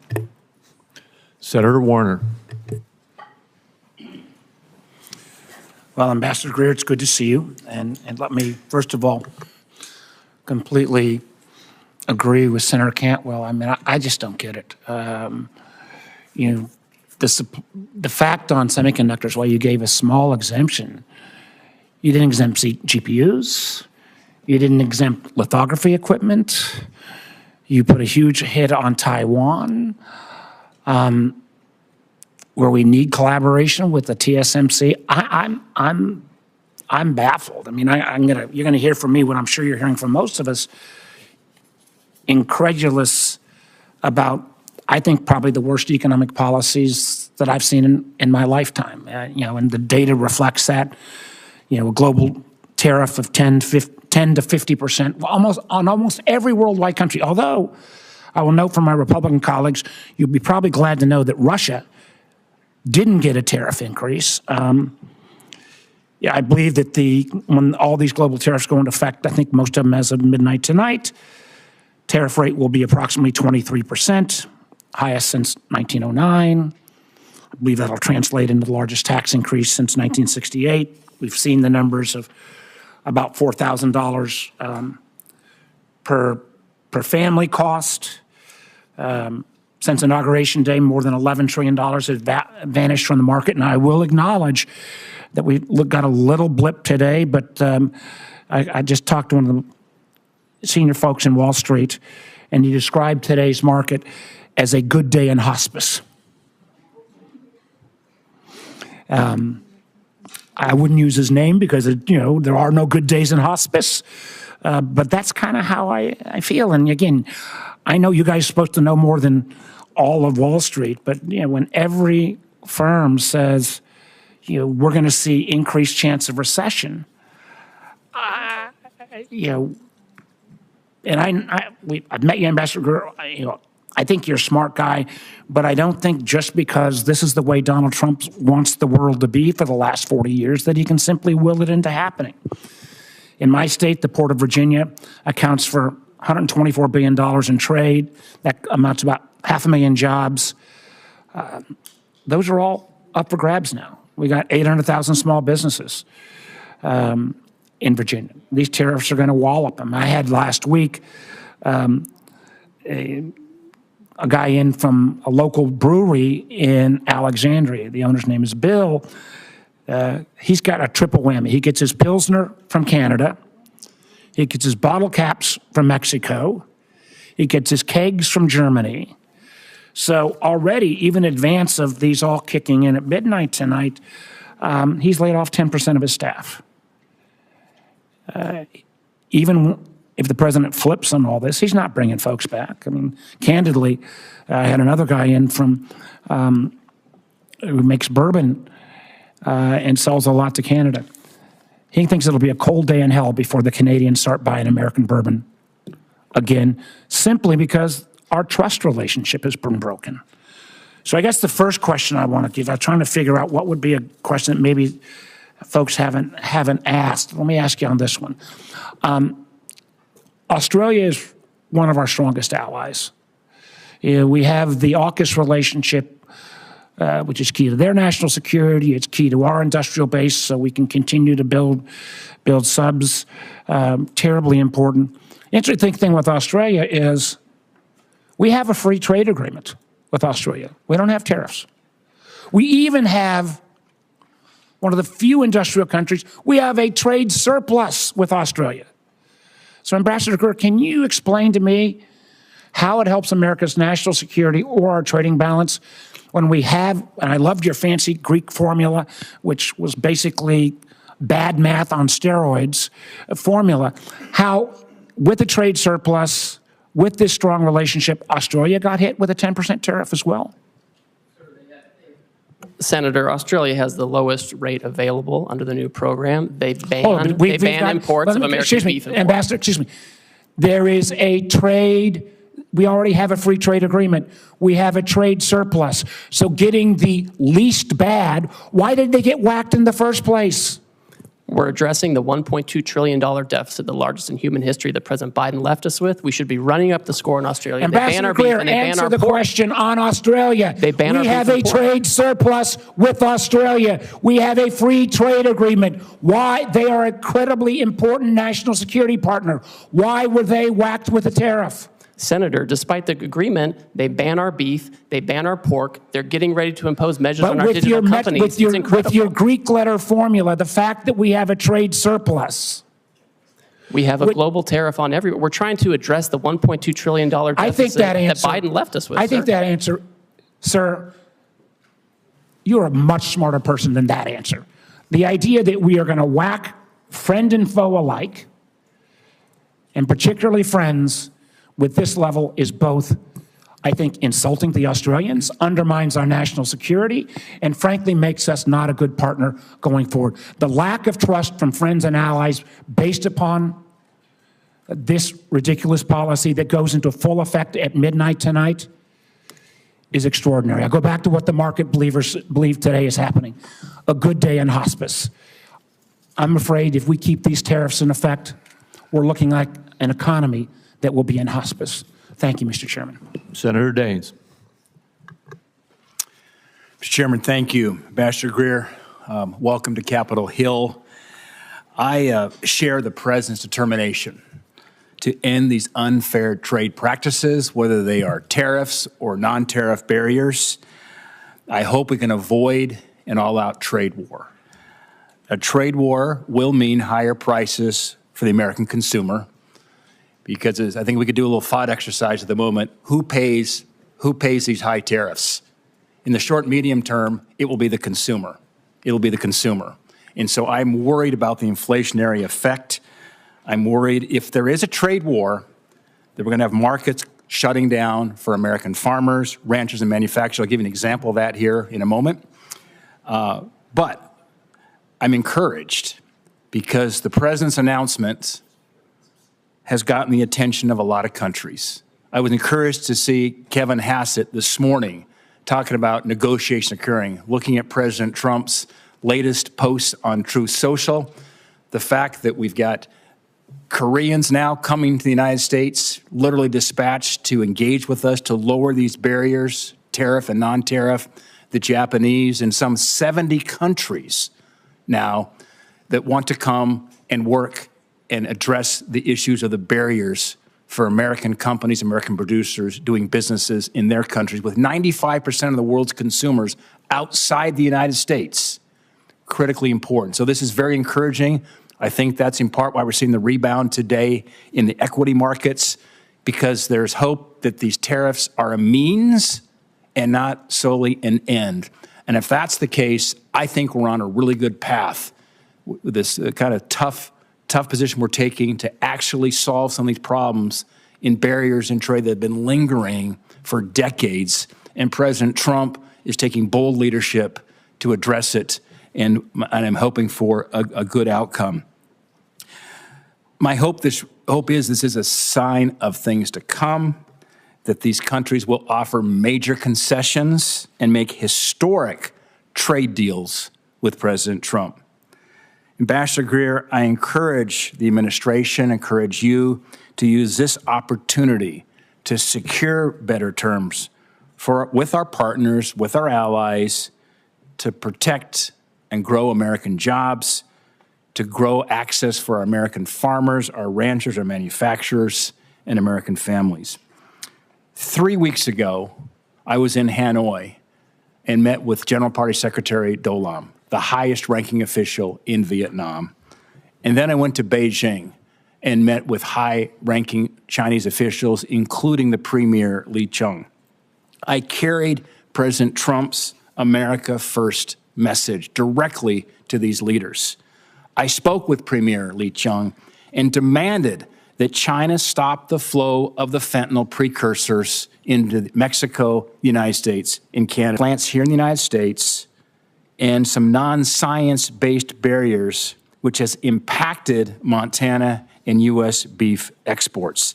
I want to remind you that in 2017, I went to China. I carried some steaks from a Montana rancher, Fred Wacker of Miles City, Montana.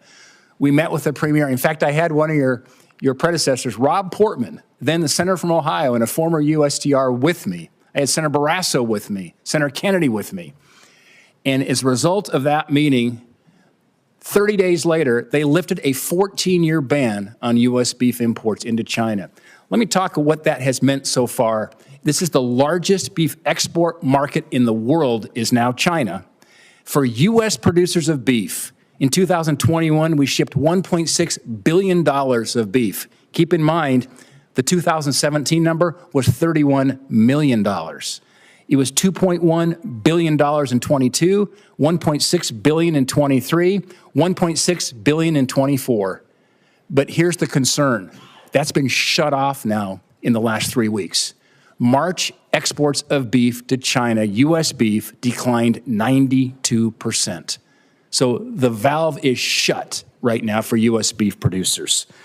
My question is, what can we do to hold China's commitment to U.S. beef and other ag imports, which are so critical right now for U.S. producers? Thank you, Senator, and you've always been a leader on this, and I appreciate that.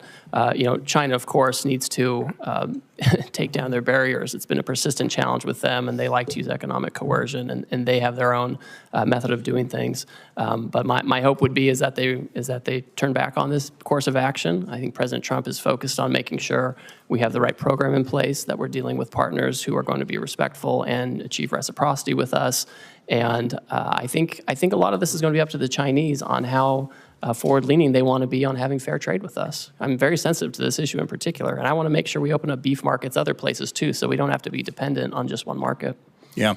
Well, Ambassador Greer, I'm encouraged by the negotiations that are going on as we speak with Japan, with Korea, with some 70 countries who want to now reduce their tariff and non-tariff barriers. This could be absolutely a monumental moment in trade for the United States, and Godspeed. Thank my colleague. Next is Senator Young. Good to have you here, Ambassador Greer. And let me just begin by commending you. You've been very accessible as we've tried to get some clarity on exactly trade policy and where we're headed and how we expect counterparties to move and all the rest. You returned my phone call immediately, and your team's been in touch with mine. And so just that speaks very well of you and the Trump administration, because this is creating some anxiety. This current tariff posture among some of my constituents. On balance, I would say most of my constituents are supportive, and they recognize that some turbulence might be required in order to end up in a better spot and reset trade relations. I think one of the things I'm hearing from constituents back home is that trade retaliation doesn't fall on everyone evenly.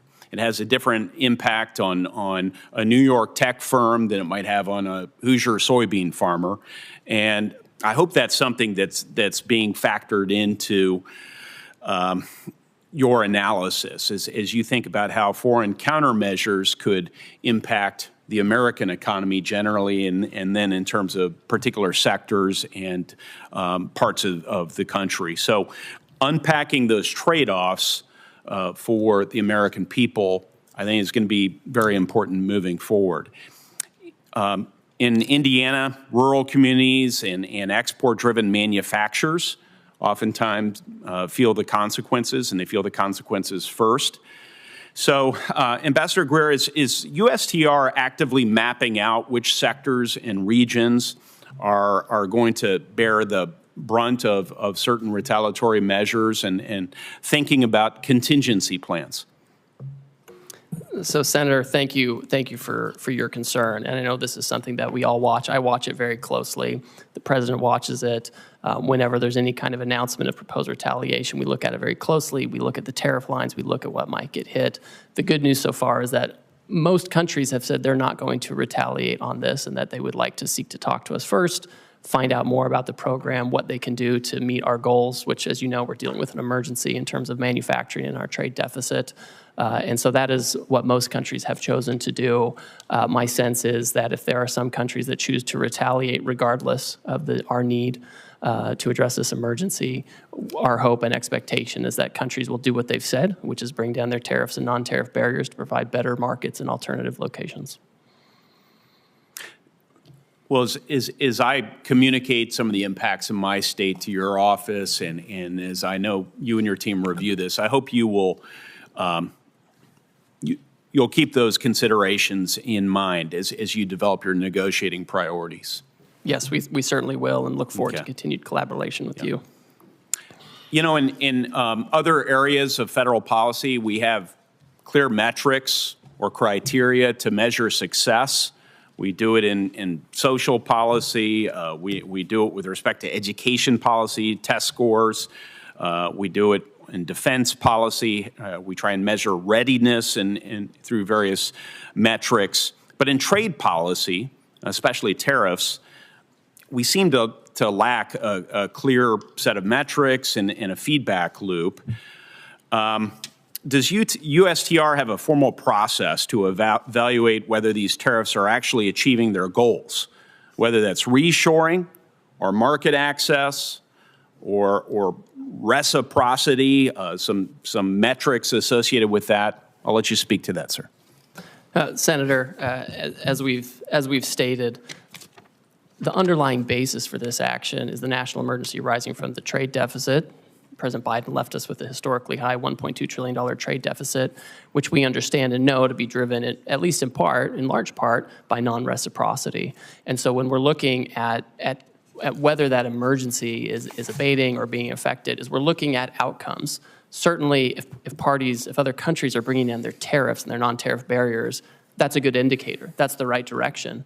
We also want to make sure that the trade deficit is going in the right direction. And that means two things. It means we have better access and we can export more to these other markets, but it also means that they're not using us as a dumping ground for their overproduction or their subsidized products. And so it goes both ways. And so it's a country-by-country analysis. We're looking at it case by case. They come in and talk to us on a country-specific basis where we can articulate to them what their trade barriers are, right? I've got this big book with all the trade barriers, what their non-reciprocal tariff rates are, and what we expect in terms of fair trade. Well, thank you. I'm already over time. It's amazing how quickly we go through this, which is why I really appreciate that direct line to you and your team. I should also mention that we heard from Secretary Bessent to discuss tariffs the other day as well. We'll be in touch. We want to work with you on critical minerals policy, on digital trade policy, and many other areas that I know are your priorities as well and President Trump's priorities. And thank you for your ongoing efforts to bring more clarity to the markets and to our businesses and farmers so that we know exactly what lies ahead. Thank you. Senator Johnson. Thank you, Mr. Ranking Member. Mr. Ambassador, welcome. So you're hearing a fair amount of agreement from the Finance Committee here. First of all, I think there's agreement that we recognize that America's been very generous in opening up our markets. Our trading partners have taken advantage of us. We don't have fair trade. But I think you're also hearing that our constituents rely on trade, and they're going to be harmed by it. So I handed you 10 case studies, and by the way, for the 10 that were willing to go public, probably got another 50 that were concerned if they went public that they may not get the exclusions. Now, I'm somewhat disappointed to hear that exclusions of some of these things are being ruled out at this point in time. They're very specific situations that I think you ought to consider exclusions for, because I don't often agree with the members on the other side of the aisle, but in many cases here today, particularly when they're expressing concern about small businesses in their states, I'm hoping you're and I hope you and the President are very sensitive about companies potentially going bankrupt by these actions. Again, we want fair trade, but I hope you recognize, tariffs are double-edged sword. I would argue a somewhat blunt instrument. A question I have for you, there's no doubt that we have offshored some very crucial products, pharmaceuticals, high-end semiconductors, rare earth minerals. Do you have a list of what those products are that we must, in some way, shape, or form, reshore? Thank you, Senator, and I appreciate the communication we've had, and I've received your letters, and we'll take a close look at those to make sure we're incorporating feedback as we develop the policy. You'll note in the action we took last week, there were certain sectors that we excluded from the tariff action because we think they need their own investigation and consideration, whether it comes to tariffs or other actions. This includes semiconductors, it includes pharmaceuticals, like you're talking about, certain metals like copper, and also critical minerals. These are areas where we have to reshore. We need to be able to think about the best way to incentivize this. There are things we can do as the executive branch, and there are things that Congress can do, and especially with the tax bill coming up, I think these are the kinds of things where we need to create the right incentives. So you're not using tariffs with pharmaceuticals and semiconductors or rare earth minerals? So right now they're not subject to a tariff. Because you want them brought in here because they're crucial. There are other products that are also crucial that you are applying tariffs to. So we are doing investigations right now, and we're considering, with respect to pharmaceuticals and semiconductors, the President's been very clear about this. He said it several times, because tariffs are a tool that can be used to create incentives. What we can't have is the status quo. The status quo has not worked. Do you believe a trade deficit is just per se always bad? I think the situation, what we have, Senator, is a large and persistent trade deficit. In normal economic structures and normal markets, you would have a deficit one year that's, or a surplus one year. But what we have is a structural, persistent, and growing deficit. And as a result, offshore some crucial products. That's a big part of it. Yes, but sir. Do you want to onshore, for example, very high labor content products when, by the way, we're pretty low unemployment rate. I mean, when I went to college, 5% was full employment. We're at 4.2. I've been in manufacturing since late 70s. You couldn't hire enough people in manufacturing back then. Situations even got worse. So I would argue that I'm far more concerned about our budget deficit of $2 trillion. And I realize the trade deficit, we have problems with that. But I think a bigger problem is we don't have enough workers. So are you factoring that into your calculation in terms of what you're actually trying to accomplish here? I mean, all for bringing back these crucial products so that we don't have national security issues with the things that we can't manufacture. But again, I don't want to bring back high labor content. Now I want to diversify our supply chain. It's bad to have that all in China, as we saw certainly with PPE, but a diversified supply chain around the world, because I think trade is a win-win situation. It should be. What are your comments on that? So I think when it comes to workers, so first of all, we have about 2 million discouraged workers right? And these are folks who should come off the sidelines for sure. I think the factories that are being built and will be built in the United States will leverage both automation and workers, right? I don't think we're going to have lots of, it's not the kind of labor that's done in some of these other countries. I think our folks are innovative, and the newest factories use a lot of automation, but also workers and people who make the products that the industrial robots that contribute to that automation. But I mean, I think we need to be in a situation where we have production here, right? We need to think not just in terms of quarterly earnings, but in the next century, and how do we set up the American economy now? How do we deal with the emergency now to make sure we can produce far into the future? Again, I would ask that these case studies be entered in the record, and I just really ask you and the President focus on the products we actually need as opposed to using this broad instrument. There's going to be an awful lot of collateral damage. People are already feeling that pain, so I hope you're sensitive to that. Without objection, and Senator Tillis is next. Thank you, Mr. Chairman. Ambassador Greer, thank you for being here. Back in the 90s, I was in management consulting, and there was a new platform that came out that promised to transform the business industry, ERP. Some of the early attempts at implementing the system proposed an a la prima approach. Let's do it all at once. Let's change the plumbing out. Let's get it all in, get it done, rip the Band-Aid off. It proved to be hugely unsuccessful. There were a lot of very visible projects, and the industry decided there needed to be a methodical sort of prioritization of what parts of the business needed to perform better sooner, and how do you layer onto that a comprehensive strategy. It looks like we've got a novel approach here in terms of an a la prima approach. I'm not a trade expert, and I'm not going to question it at this point. I do have a question about, at the end of the day, the other thing in management consulting we like to focus on is this concept of one throat to choke. In other words, when you're finally taking a look at a strategy, someone has to own it, and you can't say that it's the president or the vice president. So my first question to you, in this scenario, the decision maker who decided the a la prima approach, who has obviously had to have spent time anticipating what we saw in the markets and some of the pushback, I'm assuming this all got gamed out because it's a novel approach, it needed to be thought out. Whose throat do I get to choke if this proves to be wrong? Well, Senator, you can certainly always talk to me, but are you at the tip of the spear? Well, I'm at the tip of the spear for certainly. Did you propose the a la prima approach? So, first of all, I would push back, Senator, just a little bit on this.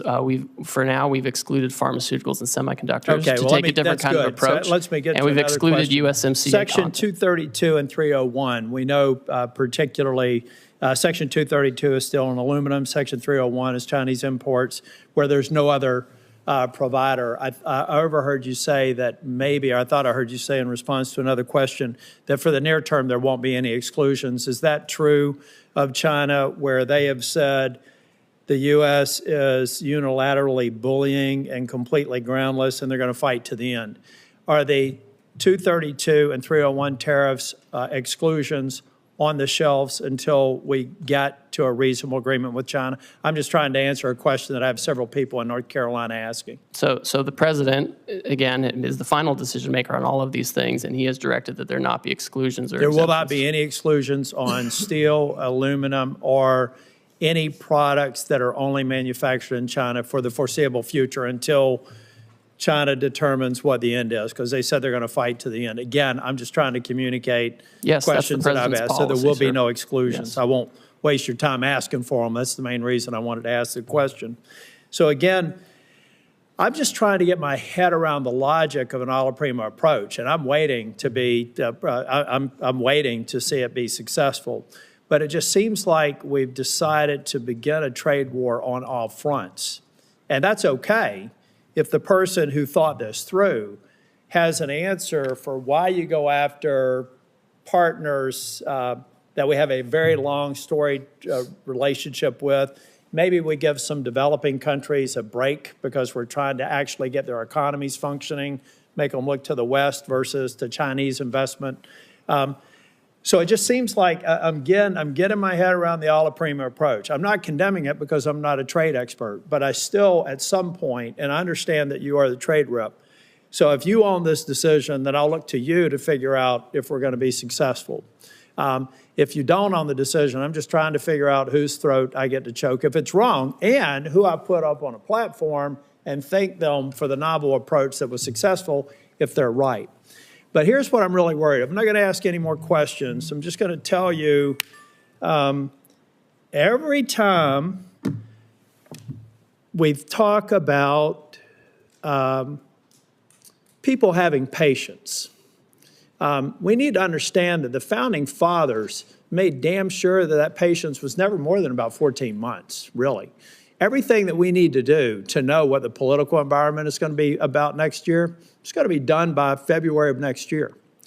So in your mind, do you believe that over the course of the next 14 months, we're going to have a level of certainty, and the people in the trailer park that I grew up in who are going to bear the brunt of some of these short-term cost increases, maybe some job displacement for a period of time, how are they going to be feeling Groundhog Day 2027 or 2026? Do we feel like the majority of this will be resolved and I'll be able to thank whoever thought that the alla prima approach was a good idea? Because that's about the timeline we've got to work with. Well, Senator, these people who voted for the president is the same situation I grew up in. You know that. I agree, but let me just finish here because I don't want to get in the way of my colleagues. Yes. I'll be 65 in August. Every day, 11,400 people celebrate their 65th birthday. That's 4 million a year. So let's say from 60 to 65, people are looking at their 401k statements. They did vote for President Trump. They voted for me. I hope that they will again in both cases. Well, maybe not the president, but I intend to run for re-election. I'm just trying to figure out if they're going to feel good about this, because a long-term play in American politics and a long-term play in American policy, public policy formation, is about 12 months from the beginning of an administration. I wish you well, but I am skeptical. Thank you. Senator Smith. Thank you, Senator Crapo, and welcome, Ambassador Greer. So it seems to me that President Trump has started a big trade war, and the war is with everyone on multiple fronts, with allies as well as adversaries. I think this is a little bit of what Senator Tillis was getting at. It feels really indiscriminate and chaotic, and apparently we're still just in the early days of this. And I just need to tell you that Minnesotans are freaked out. Farmers who are experiencing, you and I have talked about this, one of the worst farm economies in the last 25 years are looking at lower prices and higher input costs. Minnesotans who work on the Iron Range, which is the source of 80% of the iron ore that goes into American-made steel, they want fair trade. They want us to stand up to illegal steel dumping, but like 500 of them have been laid off because the demand for American cars has been slumping. I mean, I could go on in every sector. Consumers are freaked out. This looks like a giant sales tax to them. Retirement stock market plummeting, and it's very hard for people to understand what is going on here. So what I want to do is to get an understanding from you of what you see as the goals of this war that we're in, because at various times it's been described as goals to raise revenue, to stop fentanyl trafficking, close trade deficits. So is the goal here to raise revenue for the federal treasury?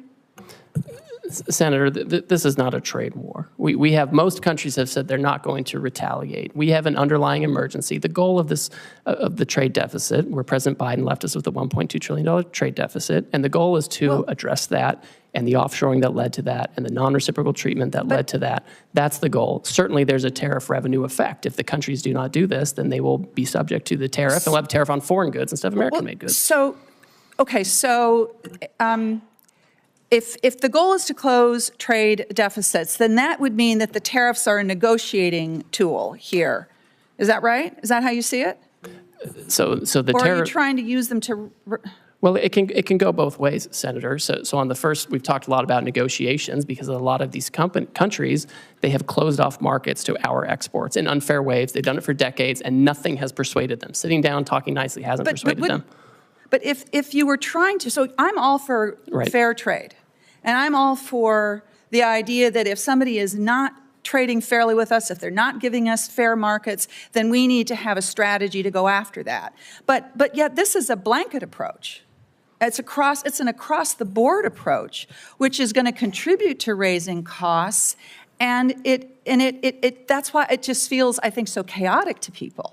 Well, the trade deficit is a global issue. So you can't if you're trying to get the trade deficit, you can't just pick one or two countries and say, we're going to do this and become Swiss cheese. Like that would not be coherent. What's coherent has a global approach to what's a global issue, to take these countries country by country, figure out how we can address our trade deficit with them and address trade market barriers with them. And that's the right approach. And that's what's happening. That's what the president's directed. But I mean, as Senator Warner was pointing out, I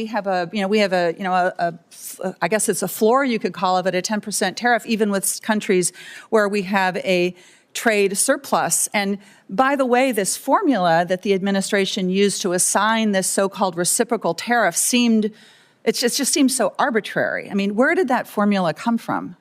It's straightforward and it's common sense. It came from White House economists, and they proposed that looking at a country's trade deficit is a good approximation of the net effect of the unfairness, of the higher tariff rates, the higher trade barriers, the unfair trade practices, the dumping, the subsidies, all of that. And that's how you can capture that. Well, so would you adapt that because it's based on 1 year, and of course, trade surpluses, deficits can vary quite a bit from year to year. Would your plan be to change it if you get new yearly data? And then that would suggest, I guess, that the tariffs would be in place for a long time. Well, we need to assess. Again, I think it becomes country by country. We have the baseline 10% to make sure there's no arbitraging of different jurisdictions. And all these countries that are subject to the highest rates, most of them have already come to talk to us about how to get it down. I mean, we have to take this step by step. We have to take it country by country to address these issues. The status quo just won't work anymore, and we can't do it piecemeal. I'm not arguing for the status quo, Ambassador. I'm not arguing for the status quo, but I am questioning the rationality of this policy that is it's so chaotic, and it seems so arbitrary. It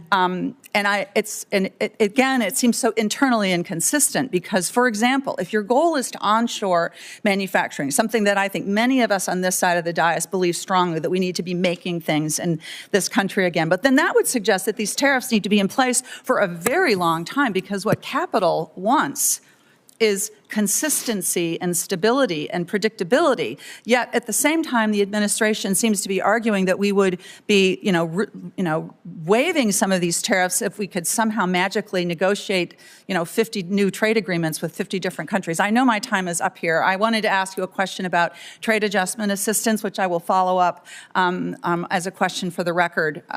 Again, I think that my constituents are freaking out here, and I understand why. Thank you. Senator Lujan. Thank you, Mr. Chairman. Thanks for holding this hearing. Now, Mr. Greer, it's been less than a week since President Trump started this, what I'll describe as a reckless tariff war. It certainly feels that way. Families are seeing higher costs. Businesses across the country are hurting, and we've seen one of the worst drops in the stock market in over 35 years. Do you believe that there's currently higher costs a week after the president put these tariffs into place? Senator, we haven't yet seen how those costs are going to be allocated between the foreign producers and their importers here. We haven't seen the data on that yet. Do you believe businesses are hurting a week after President Trump put these tariffs into place? I've heard from a lot of businesses. Some of them are excited about the prospects. Some are concerned because they're import dependent instead of U.S. product dependent. So I know there are varying views on this. Let me ask this question, because this one's based completely on fact, on something I think you look at every day. You probably have some of these numbers in your phone that I'm guessing might be in your pocket. Have we seen one of the worst drops in the stock market in over 35 years? We've certainly seen volatility. Have we seen one of the worst drops in the stock market in over 35 years? I think, and Senator Warner talked about this. We'll move on. If you don't want. Well, I know everyone's concerned about Wall Street, and I'm just concerned about Main Street and getting these jobs back, Okay, let's talk about Main Street, Mr. Greer. Last time you were here, I asked if President Trump's trade war would hurt New Mexico businesses and families. You dodged my question. You told me, quote, I can't guarantee economic outcomes. When I pressed you, you told me that you want me to, quote, you asked me to, quote, hear from me on what the impacts of these tariffs are. Well, Mr. Greer, I'm here to tell you today New Mexicans are hurting.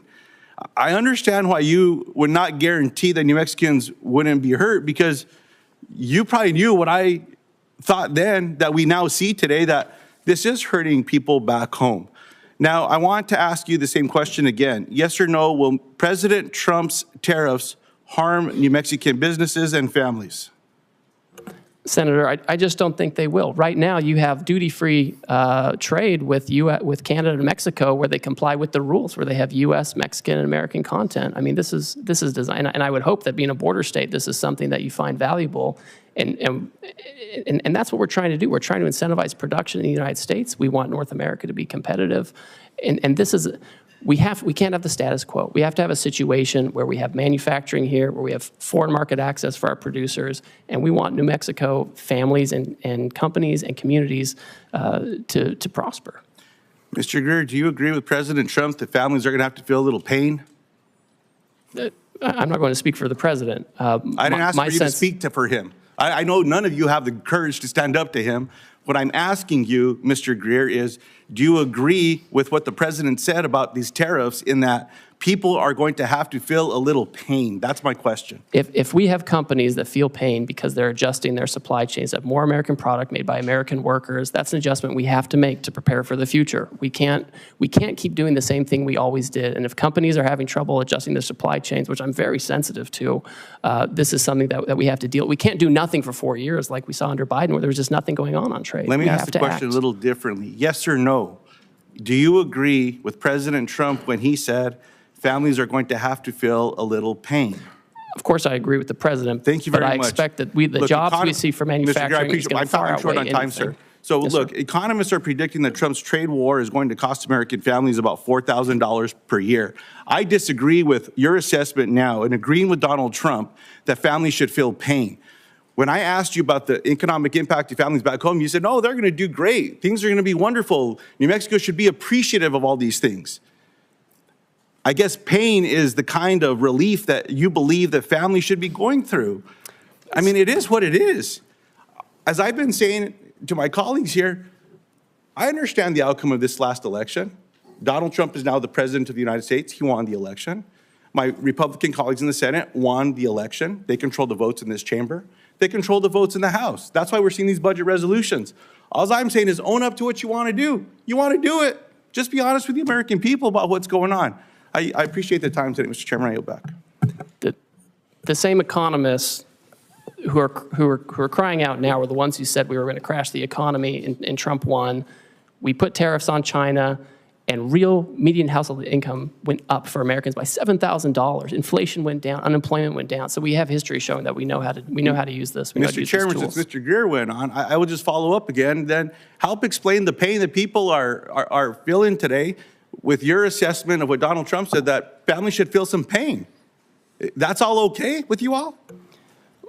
Senator, we're not going to be in a situation where we keep allowing Wall Street to run the economy. And as we're making that transition, companies you know what, Mr. Greer, will need to adjust. Go spend a little time at the grocery store talking to some of my constituents back home. I'll take you around. We'll walk around. We're not going to give anyone a heads up. You just go do it. And let's see what the regular folks back home are doing, including the people that come and talk to me that say they voted for this president. This is not what they stand up for. Farmers and ranchers are getting the short end of the stick from USDA, where these grants are being cut, and they say, oh, no, it's because we don't want to give people food. Baloney. You're cutting the lifeline for these farmers and ranchers as well, in addition to what's happening with these inputs with tariffs. Look, you all are a lot smarter than I. I'm just a regular person back home. I'm one of them. Senator Warnock. That's the difference between you and I, sir. Senator Warnock. Thank you very much, Brother Chair. Since President Trump announced his tariffs last week, the stock market has dropped more than 10%. We've talked about that. I'm more concerned about the impact on ordinary people. This for me is a regressive tax.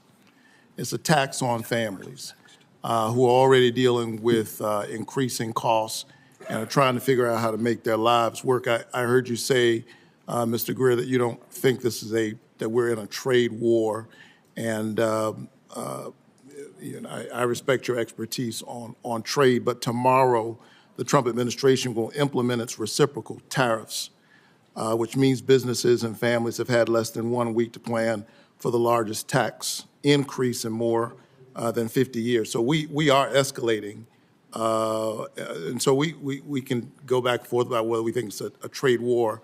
I'm focused on how this is impacting families. Normally, when tariffs are being discussed, businesses and industries have time to plan. And the government often provides an orderly and clear process for American companies to apply for exclusions from tariffs when it's not possible for them to sell a product without importing parts or all of it because no one manufactures it here.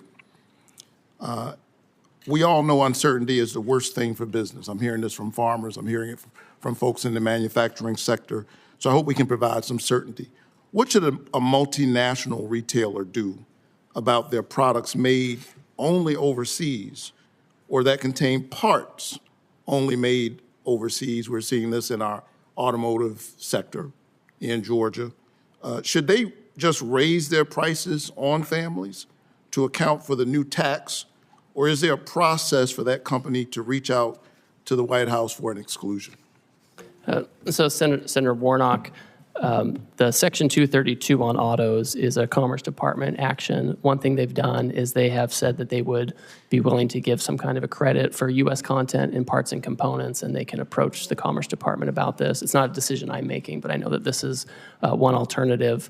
You know, I'm mindful, you know, when I hear this, obviously we're sensitive to these dynamics, but it just reminds me that we lost 5 million manufacturing jobs over the last 20 years, and that's part of the reason why we're in this situation now, and we just have to bring those back. So it's important to bring them back now before the situation gets worse. But the question is, what do they do? Do they pass that price on to consumers? Well, what we've seen is Ford and GM, for example, have announced actually that they're giving discounts. That was the big news last week. Last Thursday, they'd be giving discounts going forward.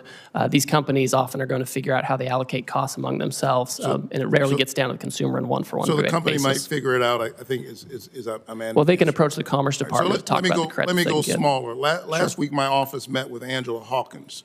She's the founder of Bamboo, a small business in Atlanta that sells bamboo-based sleepwear and sheets, particularly for people with severe and sensitive skin allergies like her husband. Angela's products are made overseas because you can't really find bamboo fabric made in the United States. What should Angela do? Pay the new tax, raise her prices, and risk losing customers? Or is there a process for her to apply for an exclusion from the Trump White House? So, Senator, the president has said that in connection with this action, he's not going to have exclusions or exemptions beyond what's in the program already for certain products. So she'll just have to figure it out. She'll have to work with her business partners and find about sourcing, and she'll have to either raise prices and risk customers. Basically, is the answer, right? Because she can't get bamboo here. It will depend on the tariff rate. Every country has a different rate, and some are much lower than others, and so they're she might even go out of business. Let's go even smaller. Early estimates show that President Trump's tariffs will increase the cost of goods by $3,800 for an average American household. Many critical baby goods like cribs and baby gates are produced abroad or made or have foreign-made components. I went through this not long ago as a parent of young children. For an expecting family in Augusta, Georgia, who may now see a 50% price increase for that stroller or car seat, what is the process for that family to apply for a White House exclusion? I guess if the business owner can't get one, they can't get one either, correct? So there's not an exclusion process. That's right. So they would just bear the cost. Well, I think the studies you're talking about, the economists, they got it wrong in Trump 1. They said there's going to be inflation because of tariffs, and it went down. So when I hear them now saying the same thing, I just don't trust what they're saying. And that's, you know, the fact of history shows that it's not a one-to-one. The highest inflation we ever saw was under Biden for housing and education and healthcare and all of these things. And it was, and I don't know where everybody was then when that was skyrocketing by 20%. What if their child is potassium deficient and now bananas are more expensive? Last I checked, we don't have the climate to grow bananas in the United States. Who should that family reach out to the White House for an exclusion for that price hike on those bananas? Well, again, as we've discussed, there's not an exclusion process. I think we've waited too long with the status quo. I know people want the status quo. They want the trading system that Wall Street likes, but we can't have it anymore. So here you and I agree. Nobody wants the status quo. This economy is not working for working families, for ordinary people. And I would submit that what the president did last week in such a reckless and sudden way is adding even more pressure on these families. Thank you so much. Senator Warren. Thank you, Mr. Chairman. Donald Trump is single-handedly driving this economy off a cliff. With no evidence to back him up, he's claimed emergency authorities to slap new tariffs on nearly every product we import from nearly every country.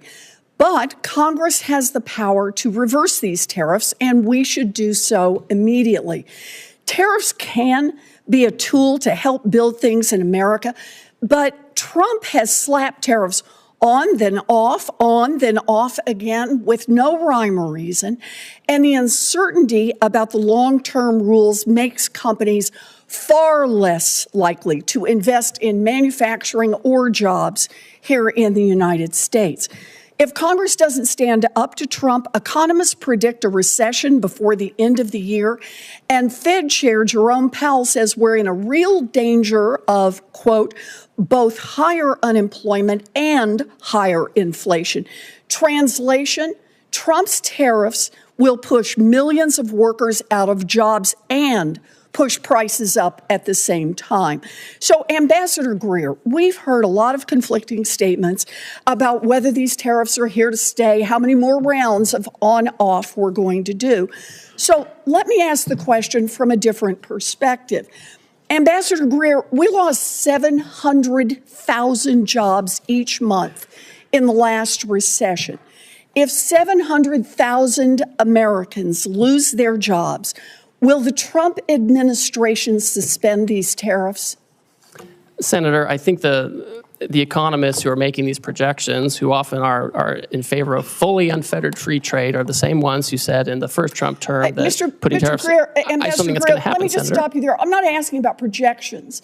I'm asking if the numbers show that 700,000 people have lost their jobs because of these new tariffs that Trump has slapped on.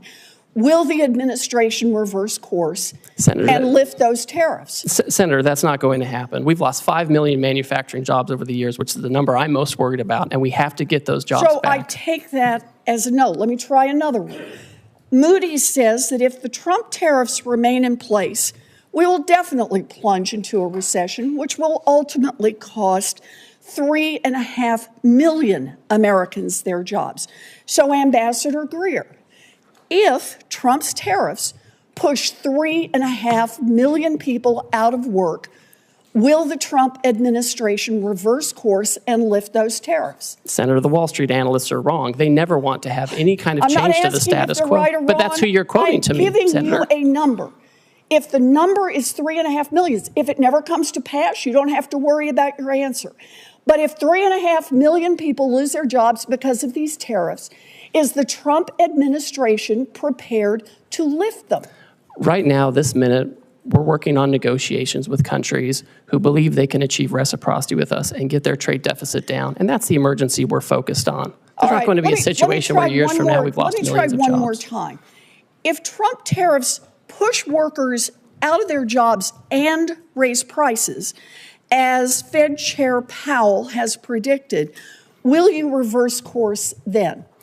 I think also with respect to Chairman Powell, who I don't know personally, but I know the president makes decisions on trade, and he rarely takes advice from Chairman Powell on this. We found in Trump 1 that you could put tariffs on China and you could make it work and have lower income, lower unemployment, lower inflation, and increase real median household income over time as we reshore. And that's what we have to do, Senator. What I'm hearing you say is that no one can hear a rhyme or reason to why the tariffs are off again, on again, off again, on again. But what you're telling us is the fact that hundreds of thousands, even millions of people could lose their jobs and that prices could go up will not be a factor for you or for Donald Trump for rolling those tariffs back. Look, if Republicans are serious about protecting American jobs and fighting inflation, then they can join Democrats right now to pass a resolution to fix Trump's reckless tariffs. This economy is teetering on the edge of collapse. We have the power right here in the Senate and over in the House of Representatives to take this authority away from Donald Trump. We can get this voted on. Senator Wyden and I have already are about to introduce the bill to do that. And if Republicans are serious about not playing the red light, green light with tariffs, but instead about protecting our economy, our families, our jobs, and keeping prices low, then Republicans should join us on that. Thank you, Mr. Chairman. Senator Welch. Thank you. You know, there's a place for tariffs on China. Targeted tariffs make some sense. What is being rolled out and the way this is being done is so destructive and so reckless and so irresponsible that it's creating nothing but economic chaos, uncertainty, and suffering for a lot of people. These are really disastrous for Vermont. I just want to go through this question of how do these roll out? You did not set, as our trade representative, the tariff rates on all of these countries that were on display when the president announced them, right? Senator, the president made a decision on how he wanted to have the tariff set, and the economic cabinet advised him on that. Right, but you did not set like the 50% rate on Lesotho. I personally didn't, no. Yeah, can you explain how that makes any sense? So the way that the methodology works is the emergency we're talking about is premised on the trade deficit, which we think is well, I'm trying to explain the methodology, Senator, if you want to hear it. This has got to get concrete, because this has real impacts on everyday people. So the rhetoric about what the goals are when the rollout is so in conflict with achieving anything other than economic downturn, how did the 50% rate on Lesotho be decided? So when you have White House economists who assess the trade deficit. But you had no role in it? Well, I certainly had a role in it. Everyone was advising the president on how to do this. Tell me why I came up with 50% for Lesotho. Well, I'd like to tell you, Senator. So when you look at a country's trade deficit, we believe that captures some of the unfairnesses, and you have to have a uniform methodology. You can't be arbitrary or capricious. I'm going to keep going, because Lesotho does diamonds, and, you know. I'm happy to talk more to you about the methodology. There is, I mean, my sense is there is no methodology. I asked ChatGPT, and basically they came up with some formula. Well, that's not true. Well, here's how it looks. Donald Trump just got fed up and said, what the heck, we'll just go with this formula that makes no sense. Number two, the issue of these tariffs. Now, the phone is ringing off the hook at the White House from countries wanting to get a break, right? They want to talk about how to have reciprocal trade with us and how to get that deficit down. That's right. So here's the structural issue that is really alarming to me, and I hope to all of us. We are using these tariffs, or the president is using these tariffs, from going from an economy that's based on competition to one that's based on access. You know, in a competitive economy, your product, your service determines the outcome and how well you do. In an access economy, it's who's got Donald Trump's number, who's got your number, who's got Lutnick's number, and you call up and you get a break.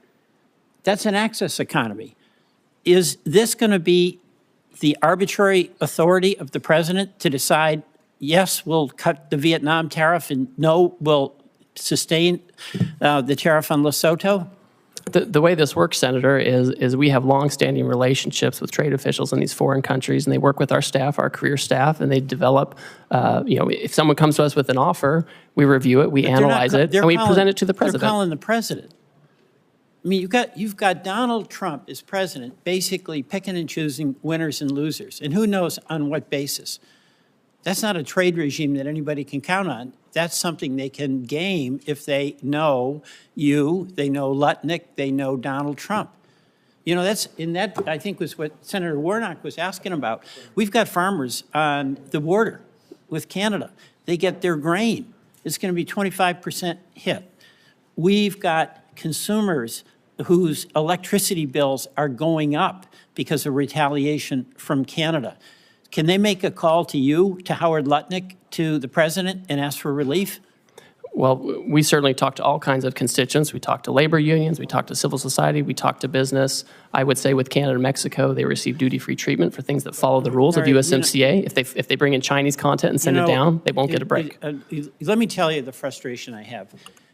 There is a place for targeted tariffs to help us and also to push back on unfair trade practices. I support that. That's not what this is. This is utter chaos, arbitrary and willful on the part of the president that is setting up a dynamic where he picks winners and losers rather than companies compete to do the best they can and have the benefit of good work and a good product. Mr. Chairman, I yield back. Thank you. Senator Barrasso. Thank you, Mr. Chairman. Appreciate you being here to answer questions. I'm concerned for Wyoming and for workers across the country. I'm worried that foreign competitors continue to use unfair trade practices against the United States, against our workers, against our producers. These practices threaten our economic security, our prosperity. We want a safe and prosperous nation. Workers in my home state and across the country are paying the price. So can you just talk a little bit about how you determine if foreign trade and economic practices constitute an emergency for our country? And I just heard our previous speaker talk about asking ChatGPT. I'm not going to do that. I'm going to ask you, how is it that we determine if foreign trade and economic practices constitute an emergency for our country? Thank you, Senator. In the first instance, when the president declares an emergency, he has to consider where there is, the conditions that may impact national and economic security. And so for him, he took a look at our trade deficit, which was the largest in human history under President Biden, 1.2 trillion. And we looked at what the effect of that was. And it includes loss of 5 million manufacturing jobs, loss of 90,000 factories, loss of competitiveness with China in advanced technology. And then we looked at what are some of the causes of the trade deficit. And certainly there's currency manipulation, there's other currency factors, but also non-reciprocity in trade, barriers overseas, whether tariffs or non-tariff barriers that keep us out, unfair trading practices like dumping and other things that push things into our market, or subsidies, or state-directed economies. And so those are the things we look at. And then when you move to the countries, obviously it's common sense to have a baseline to make sure there's no cheating and that we can get at the deficit broadly based, and then to have a higher rate for those who have who pose the biggest challenges in terms of the trade deficit and unfair practices. Thanks. Could I ask you about nuclear fuel? And, for decades, America led the world in uranium production. Today, there's virtually no commercial enrichment capacity. We're dangerously dependent on imports from other countries. Congress took a strong stand by banning Russian uranium imports. We're now seeing a troubling shift with increased uranium imports coming from China. And we think it's the uranium from Russia going to China, which they then sell to the United States. So we've simply replaced one adversary with another. This poses to me a serious threat to our national security, to our energy independence. Wyoming has the resources and the workforce to revive American uranium production. But what we know is that subsidized foreign uranium from China and from Russia threatens to undermine our domestic industry. Well, you're going to support efforts to end uranium imports from China as we continue to try to build our U.S. nuclear supply. Senator, I'm happy to talk to you about that and the best way to implement that kind of action. Great. Market access for Wyoming beef. Our ranchers are seeing what you recently did, what the president has recently done, and say it's about time. I know you heard a lot about market access today. Just specifically discuss market access for American beef. It's our #1 cash crop in Wyoming. Our ranchers produce some of the highest quality beef in the world, yet our beef faces significant barriers in key foreign markets. So I do appreciate your office's efforts to document the numerous barriers that unfairly block American beef exports. For example, Thailand imposes a 50% tariff on American beef. The European Union's numerous, quote, Green Deal restrictions limit market opportunities for our ranchers.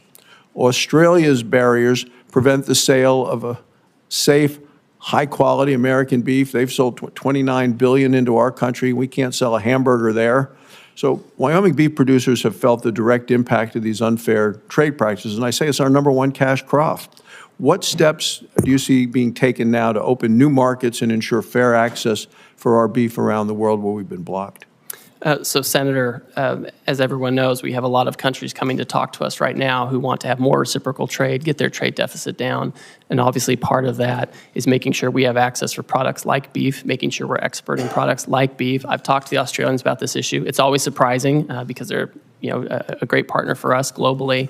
This is a big issue with them. Southeast Asia as well. These are things that are on our list when people come to talk to us. It's something we've recorded for years, and we expect countries to change this. Great. Thank you. In terms of critical minerals, we sit on vast deposits of critical minerals in Wyoming essential for our national security. Our state has significant reserves of rare earth elements, are there some trade initiatives that you're taking right now that are going to pursue to counter China's dominance in the critical minerals world, both in terms of production as well as refinement? Yes, well, I know, for example, this is at the Commerce Department, but I know they're considering whether they need to take some kind of an action and looking in a potential Section 232 investigation of critical minerals to know, how we can get that here, how we can get processing here in our near abroad, how to make sure we're not dependent on China for those things. Thank you, Mr. Chairman. Senator Blackburn. Thank you, Mr. Chairman, and thank you for being here today.